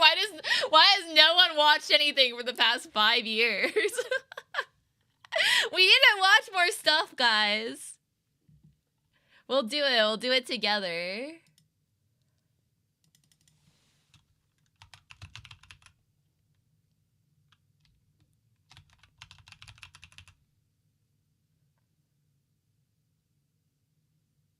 Wikipedia has a list of every anime that came out last 5 years.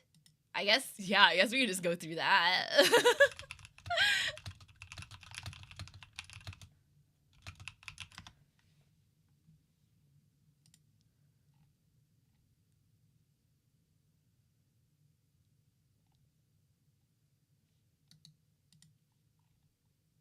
Or how about best comedy anime?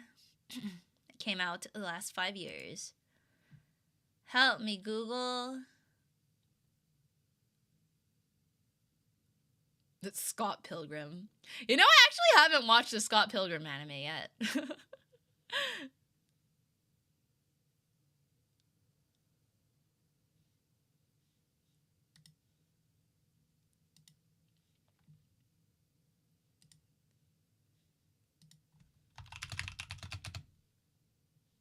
More than a married couple, but not lovers.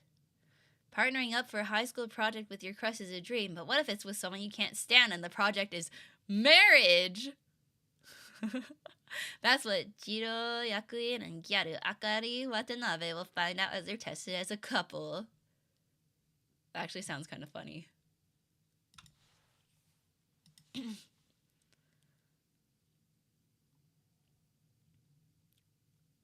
Find a clip of Full Metal Panic from Wolfu and post in Discord if you want to see what it's like. Yeah, maybe. You can post it. I'll start in 2024. Okay. Yeah, Kyoani did Full Metal Panic.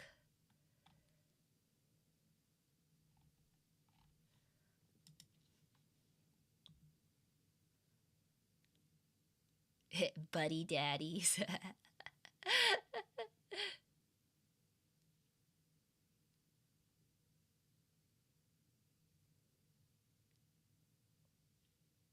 Buddy daddies was kind of actually really fun. Osamake.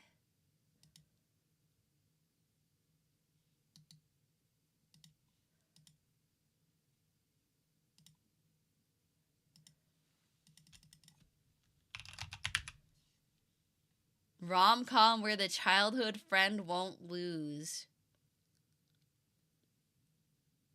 That's a fun title.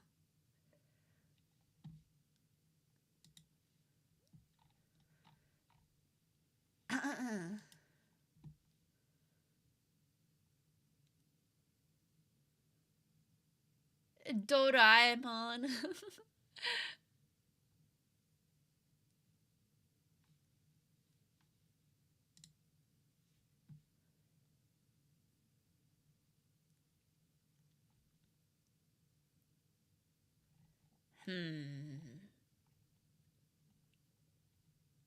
All right. Anyway, so on my list, I have where did I put it? Here. So we got Devil May Cry, still a possibility. Zenshu Sakamoto Days, Senpai ga Uzai Kohai no Hanashi, and Go-Go Loser Ranger. Those are our options so far, or what seems appealing to me so far. But I will still keep looking. Posted a 30-second clip in Weave Chat. Okay.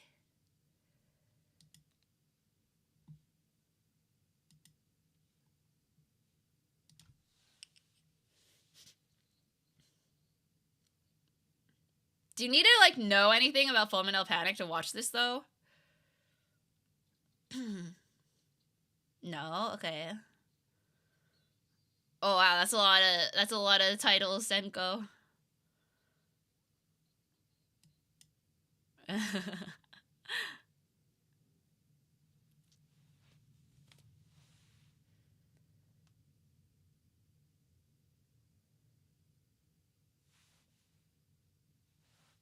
Bottom tier character. I think I heard.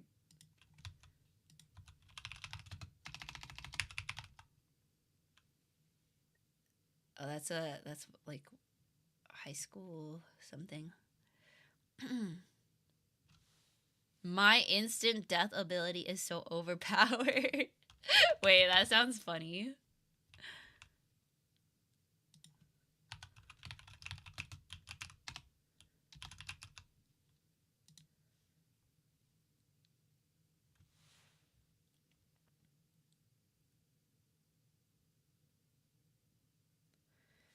That's just 6 days into 2024. Wikipedia article goes a lot longer.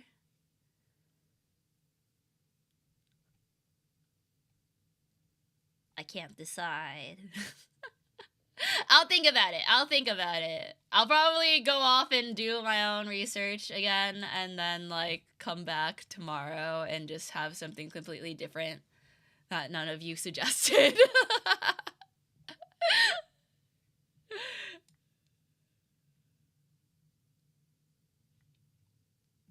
This one sounds fun. Which one? Red Cat Ramen? No, I haven't heard of that. Ramen Akaneko. A restaurant run solely by cats?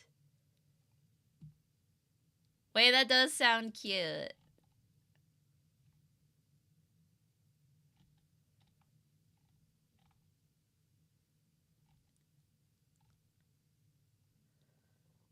I like 2 of those words, and red's a fun color. Wait, this actually does look really cute. I also like those words.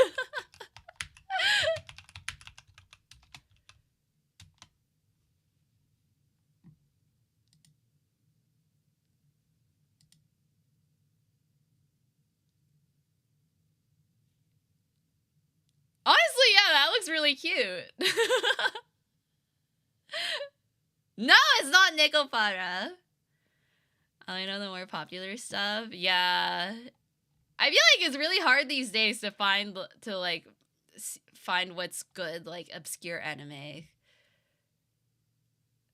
Because people on Twitter only talk about freaking, I don't know, Jujutsu Kaisen. Just looking at Wikipedia anime here. That's smart.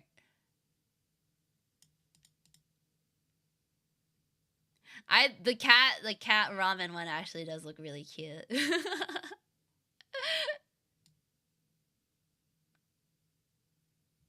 How good this animation for this fight scene is. Wait, which one are you talking about? Oh yeah, manga knowledge, so I can't help. Well, you can help if it's been turned and if it's been adapted.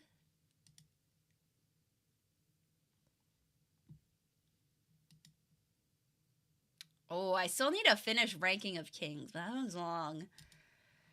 Ah, it's so hard.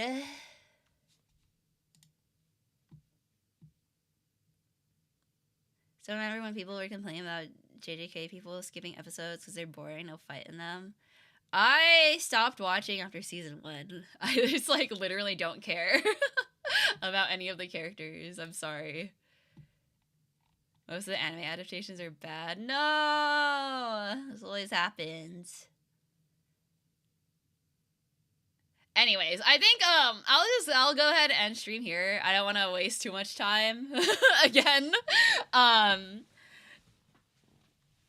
I'll keep looking and decide tomorrow. I'll announce it when I stream tomorrow. I'll be streaming Yakuza on YouTube. I'm gonna be taking this weekend off because I have a badminton tournament and then it's Tofu's birthday. Which technically I bought her lunch today and we watched the movie. So that was technically her like birthday thing, but I'm keeping my weekend open in case she wants to like do anything else. So yeah. I have an idea what's getting a second season this year. Like Don. Tower of God season 1 has 13 episodes. Not comedy or slice of life though. Oh yeah, that's the other like Kevin Penkin anime, right? Yeah, badminton. It's like a tournament thing that my friend wanted me to participate with him, so I'm going on Saturday. May holidays. Yeah, May holidays. That's nice. Except for tomorrow, I got 10 hours. 10 hours is so long. Kevin did the OST. Nice.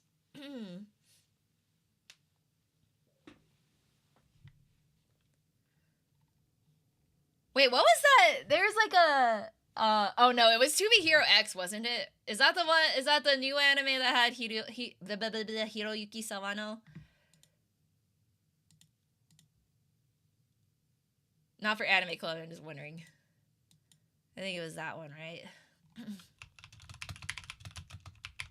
Oh yeah, it is. Okay. First, third, and then fourth is Sunday. So yeah, May holidays. Nice. Yes. Yeah, he did To Be Hero X. I'm gonna watch that, but it's only 4 episodes out. So maybe we'll make that next month, June. We'll do that for June. Oh, how many episodes is that supposed to be? Do we know?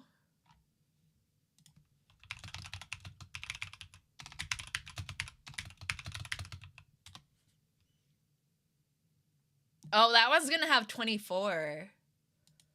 Okay, we'll have to wait then. First ep and second half of ep 2 feels incredibly rushed. Oh, really? I haven't watched it yet. Just saying things go a bit too fast in the first two. No. I'll still check it out, though, just because I like the animation a lot. I've been killing slimes for 300 years and maxed out my level. Bye-bye, Earth. Shoshi. Oh, I like Shoshimin. That's all. That's by the same author that did Hyoka, but I don't know if everyone else would enjoy watching that because it's kind of boring. And by boring, I mean like slow paced and not really about anything, but like technically it is. Like you think it's not about anything, but then it's actually like very deep. You know what I mean? Anyways. Yeah, Aharen-san is good. Windbreaker. Reincarnated as the 7th person so I could take my time perfecting my magical ability. That's an isekai title. All those anime are getting a second season this year, so if we watch one, we can get ready for the next season. Oh, wait, Aharen's getting a second? I liked Aharen. I didn't finish. Maybe I could finish watching that. We could do that for this season, maybe. That one's funny and cute.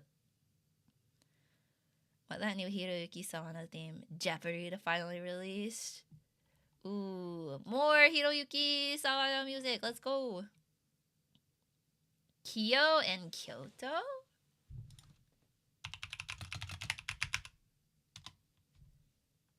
Oh, that looks cute. From the Michael house.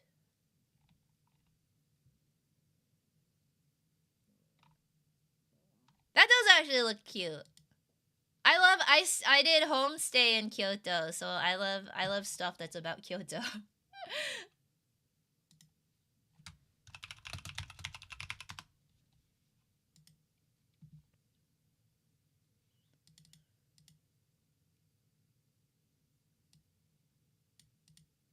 Not many reviews, but they're all good. Wait, that actually looks really good.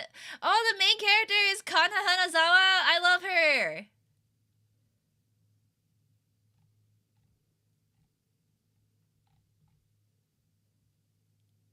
This actually looks really good. This is on the list for sure.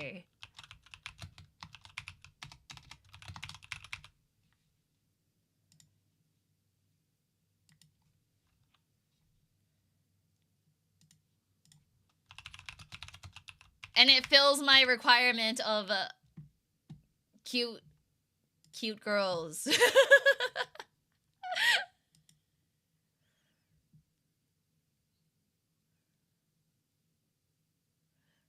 Weird how I don't get any good ideas even if I'm sitting on the throne, which helps me think usually.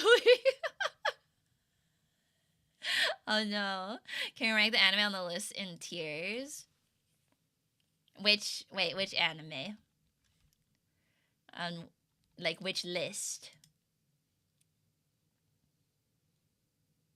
The anime on your list. Oh, the ones I want to choose for this season. I mean, I think I'm leaning towards Kyo and Kyoto, honestly. I feel like that one's the strongest candidate that actually meets the things I was looking for so far. The pick for next month. Yeah. I mean, okay, so I have Kyo in Kyoto, Go-Go Loser Ranger, Senpai ga Uzai Kohai no Hanashi, Sakamoto Days, Zenshu, and Devil May Cry. Which I wouldn't be mad at any of these. But I do think, I feel like Kyo and Kyoto looks really good, actually. It, like, piqued my interest immediately.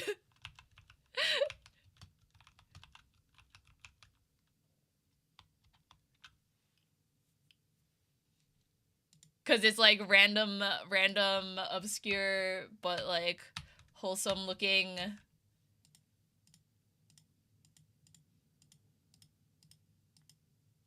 And the manga looks so nice too. And like food and hospitality. Yeah, you might have found the one. I actually like, this is the exact vibe I was looking for. I think I remember seeing the manga cover for Kyo. Never read it though. Google says an anime with cute girls, 12 episodes, funny, and came out last 5 years is My Dress Up Darling. That is good, but I have watched it already. Dress Up Darling is good. I don't know how wholesome I would say it is, though. Dress Up Darling is pretty sus.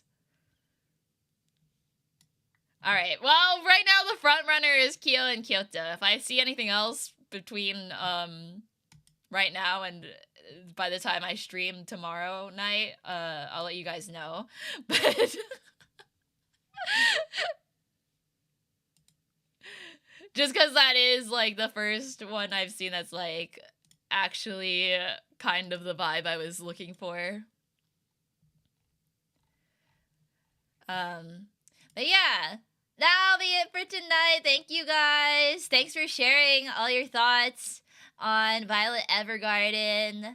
And also just thanks in general for keeping up with Anime Club every month for those of you that have. Like, I really appreciate, even if you cram it in at the last moment, like, it's really fun being able to, you know, have a shared experience of a story and be able to, like, talk about it and stuff. So I really appreciate you guys.